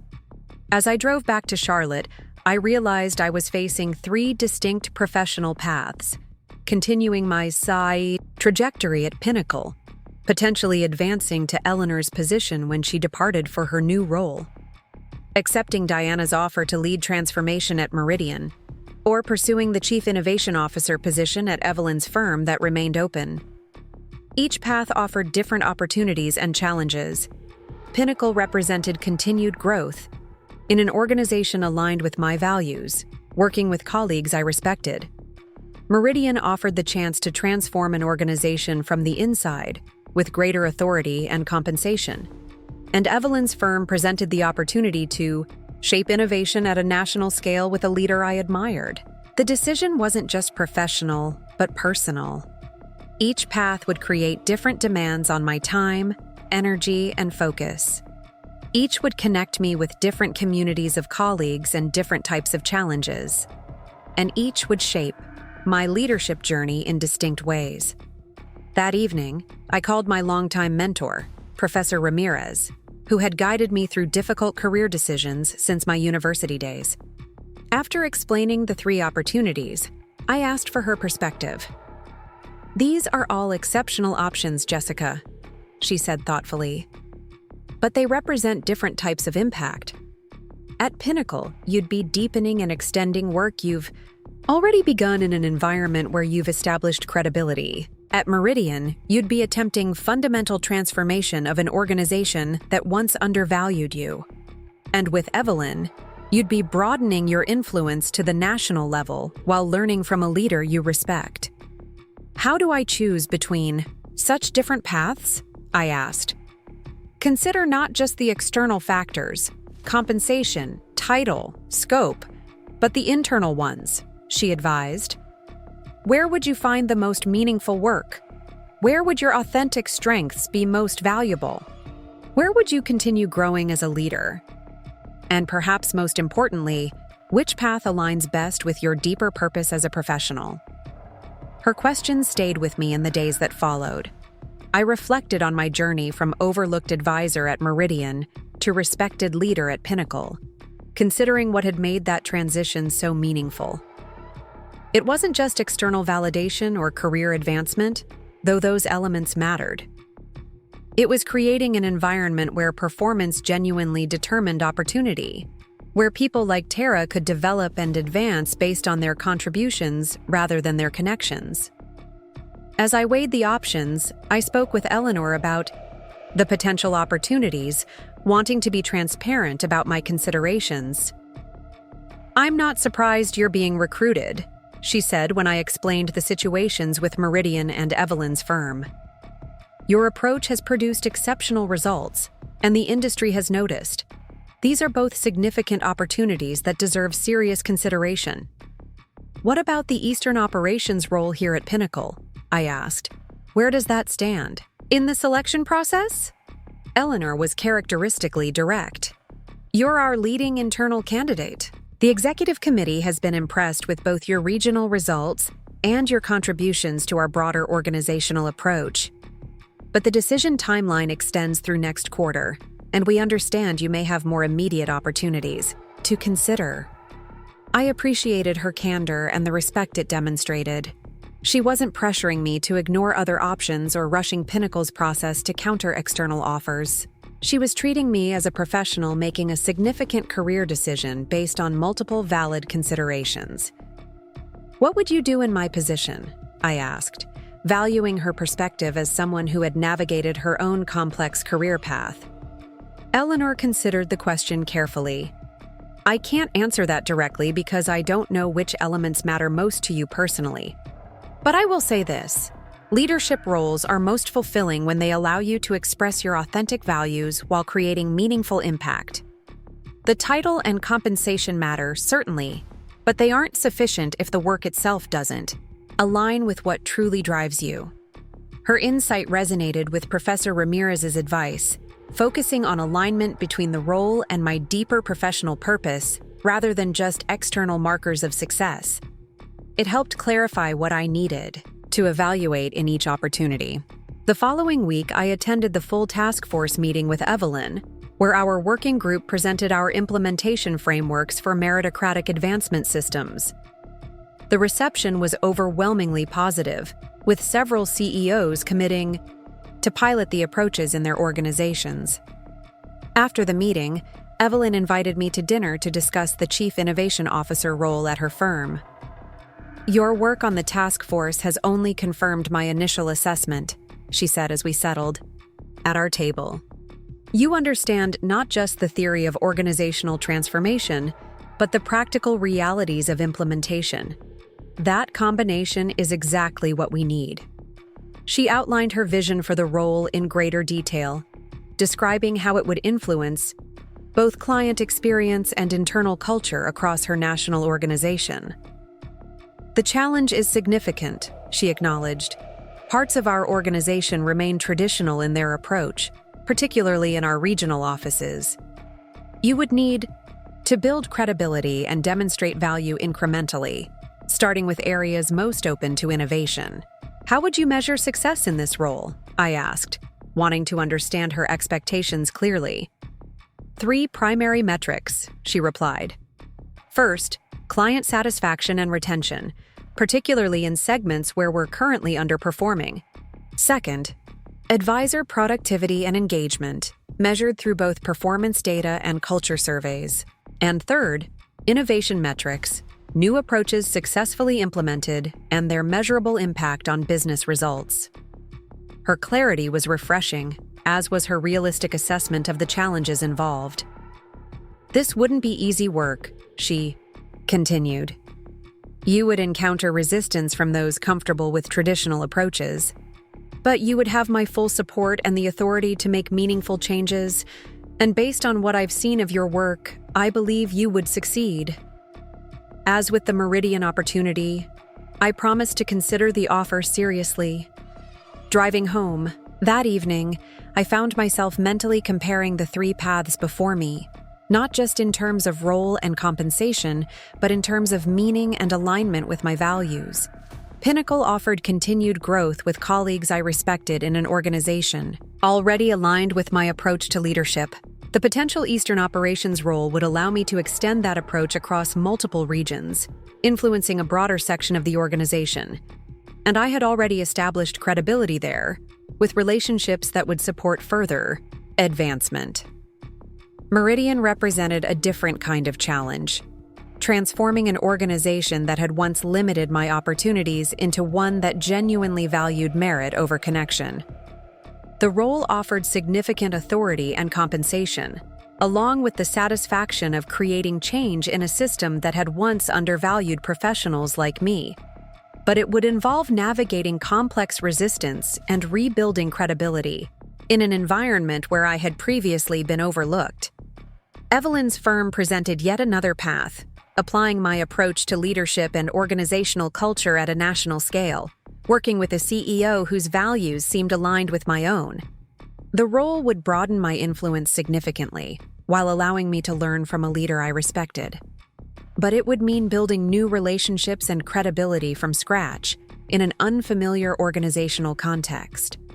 As I considered these options, I realized my decision would reflect not just my professional ambitions, but my understanding of how I could create the most meaningful impact as a leader.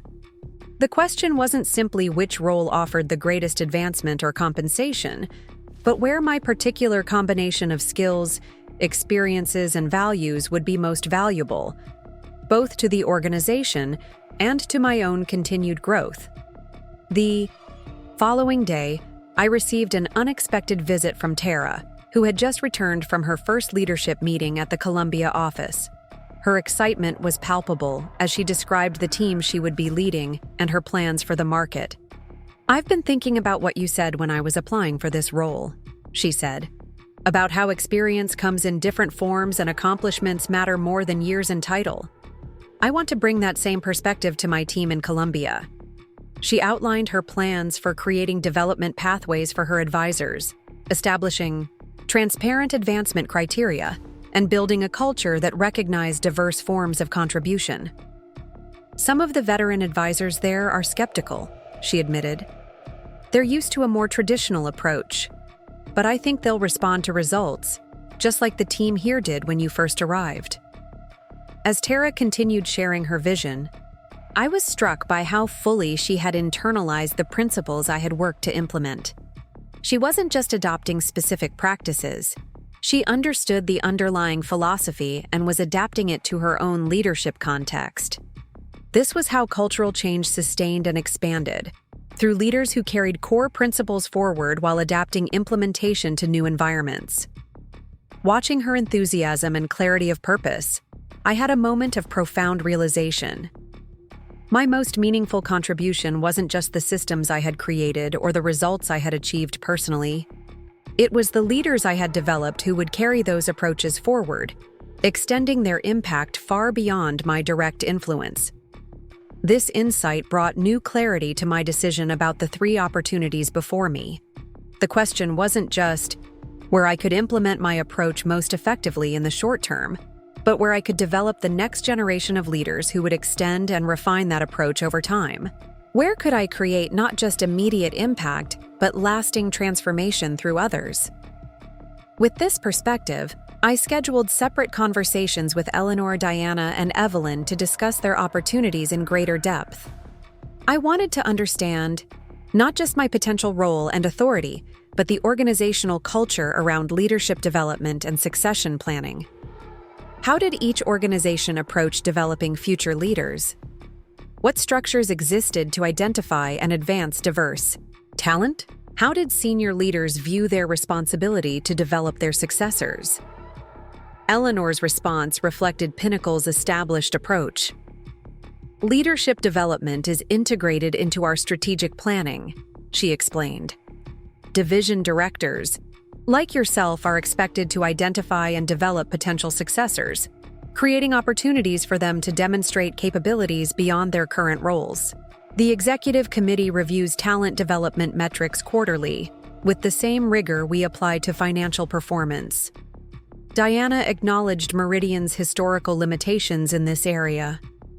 Frankly, Spencer's approach to succession planning was narrow and inconsistent, she said. He identified favorites early and channeled opportunities to them regardless of performance. That's precisely what we need to change. The EVP role I'm offering would include redesigning our entire approach to identifying and developing leadership talent. Evelyn described her firm's evolving practices. We've made significant progress in some divisions but remain traditional in others, she explained. Part of your role as Chief Innovation Officer would be creating more consistent development pathways across the organization, ensuring that we identify and advance talent based on capability rather than connection. These conversations deepened my understanding of each opportunity, particularly regarding the potential for long-term impact through developing other leaders. They also clarified the cultural contexts I would be working within: Pinnacle's established meritocracy, Meridian's transformation in progress, or Evelyn's mixed environment of innovation and tradition. As my decision timeline approached, I scheduled one final conversation with each organization to address remaining questions and clarify expectations. These discussions further illuminated the distinct nature of each opportunity and the type of leadership each would require. With that information in hand, I spent a weekend in focused reflection, reviewing my career journey and considering where I could create the most meaningful impact moving forward.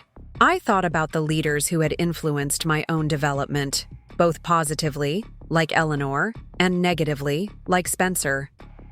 I considered what had made Pinnacle's culture so transformative for professionals like Tara, and what elements would be needed to create similar environments elsewhere.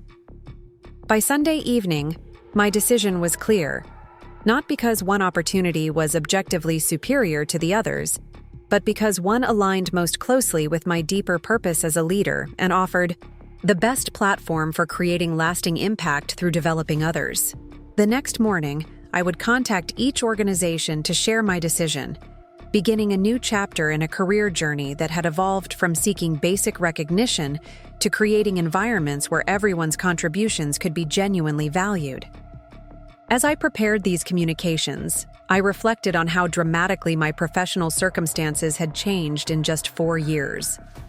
At Meridian, I had struggled against a system that consistently undervalued my contributions despite exceptional results. Now, I had multiple organizations actively recruiting me for senior leadership roles, each recognizing the value of my approach and eager to implement it more broadly. The external validation was gratifying, certainly. But more meaningful was the internal clarity I had developed about my own values and priorities as a leader. I now understood that my greatest satisfaction came not from titles or compensation alone, but from building environments where merit was genuinely recognized and rewarded, where diverse talent could thrive based on contribution rather than connection, where leadership development created opportunities for the next generation to advance based on capability rather than conformity. This clarity would guide my decision and shape my leadership approach moving forward, not as a reaction against past limitations, but as an authentic expression of the leader I had become and the impact I hoped to create. The path ahead would bring new challenges and opportunities, but I would navigate them with the confidence that comes from knowing your own purpose and the value you bring. After careful consideration of the 3 opportunities before me, I chose to accept Eleanor's nomination for President of Eastern Operations at Pinnacle. This wasn't about which offer had the highest compensation or most prestigious title, but where I could create the most meaningful impact while staying true to my values. The reaction from Diana at Meridian and Evelyn at her firm was professionally gracious, though I sensed their genuine disappointment. Both had presented compelling opportunities that would have taken my career in different directions. But Pinnacle offered something unique, a platform where I had established credibility and relationships that would support broader transformation. The formal selection process was rigorous, as it should be for such a significant leadership role. I developed a comprehensive vision for extending our meritocratic framework across multiple regions while respecting their distinct market contexts. During my presentation to the executive committee, Martin Davis posed the question I had anticipated. How would I handle resistance from regional leaders who preferred their current methods? I wouldn't begin with structural changes or mandated approaches, I explained. I'd establish clear performance expectations focused on outcomes rather than methods. Regional leaders consistently delivering results would maintain significant autonomy. For underperforming regions, I'd implement a more hands-on approach, working with those leadership teams to identify specific improvement areas and implement targeted changes. The goal isn't uniformity, but consistent excellence achieved through approaches that respect local market dynamics. When Eleanor later called me into her office to deliver the news of my unanimous approval by the committee, I felt a moment of profound validation, not because I had something to prove to others, but because this represented an opportunity to extend principles I deeply believed in across a much broader organization.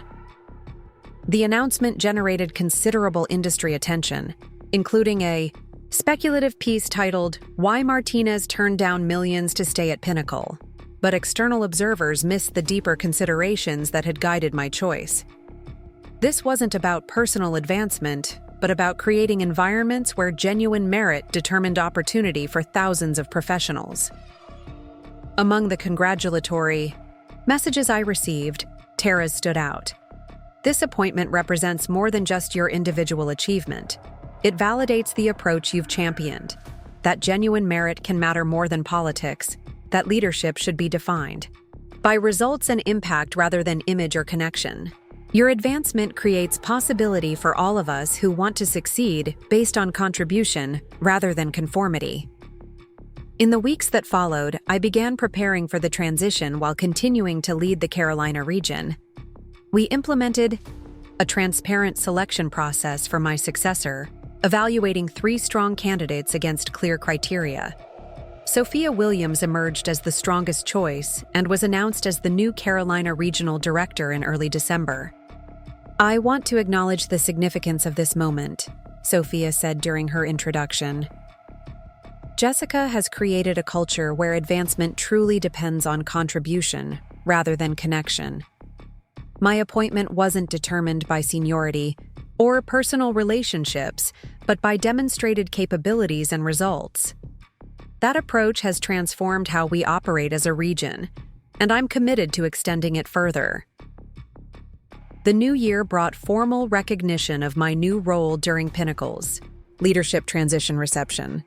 Martin Davis's introduction emphasized not just my results, but the approach that had produced them. Jessica's emphasis on transparent advancement criteria, individualized development pathways, and genuine meritocracy has transformed not just performance metrics but organizational culture. We look forward to seeing these principles extended across Eastern operations under her leadership. As I addressed the diverse group of leaders from across the territories I would oversee, I emphasized that our success in navigating industry transformation depended on creating environments where the best ideas can emerge and where talented professionals can develop and advance based on genuine contribution. That's the vision I bring to Eastern operations, not uniform practices imposed from above, but consistent principles implemented in ways that respect each region's unique context. The implementation across 5 diverse regions presented both challenges and opportunities. The Carolina region, now under Sophia's leadership, continued extending our established approach. Virginia embraced the framework relatively quickly. Florida implemented elements progressively. The Georgia, Alabama, and Tennessee, Kentucky regions required more gradual approaches, with more traditional leadership cultures that had developed over decades. 6 months into my role, I presented our progress to Pinnacle's executive committee, addressing both successes and challenges candidly. The response was enthusiastic enough that Martin asked me to lead a working group focused on developing organization-wide frameworks for talent identification, development, and advancement, expanding my influence beyond Eastern operations to Pinnacle's broader talent strategy. Around this same time, Evelyn Choi invited me to be a keynote speaker at an industry symposium on implementing meritocratic practices. Given your experience at both the regional and executive levels, we'd value your participation, she explained. This represented another expansion of influence, from organizational leadership to potential industry-wide impact. 1 year into my role as president of Eastern Operations, our comprehensive assessment showed compelling results. Client satisfaction improved by 17% across all regions. Advisor productivity increased by 22%. Retention of high-performing talent improved by 31%. And internal promotion patterns showed significantly higher correlation with performance metrics rather than tenure. During our annual leadership summit, Martin Davis announced an expanded initiative that would extend elements of our meritocratic framework throughout Pinnacle nationwide. The transformation Jessica has led has demonstrated that creating genuinely meritocratic environments produces not just improved performance metrics, but stronger organizational culture and more engaged professionals at all levels. As the summit transitioned to evening reception, Tara approached me. "I've been reflecting on our first meeting," she said, "when I challenged whether your leadership would be any different from what we had experienced before. I was skeptical that genuine meritocracy was possible in financial services." She smiled. "I've never been happier to be proven wrong. What you've created is transformation that matters, not just improved metrics, but fundamental change in how careers develop and how contributions are valued." Her words captured exactly what made this leadership journey meaningful beyond personal achievement. It wasn't just about ascending to an executive position, but about creating environments where genuine merit determined opportunity, where talented professionals could develop and advance based on contribution rather than conformity. If my former colleagues at Meridian, who had once dismissed my potential, could see me now, leading organizational transformation, shaping industry practices, they might finally understand what Spencer had failed to recognize years earlier. That leadership isn't defined by image or connection, but by impact and the ability to create environments where everyone can perform at their best. But that external validation no longer mattered. My worth didn't depend on their recognition, just as it never had. My validation came from the results we had achieved and the culture we had built, an environment where talented professionals from diverse backgrounds could thrive based on merit rather than image, where contribution mattered more than connection.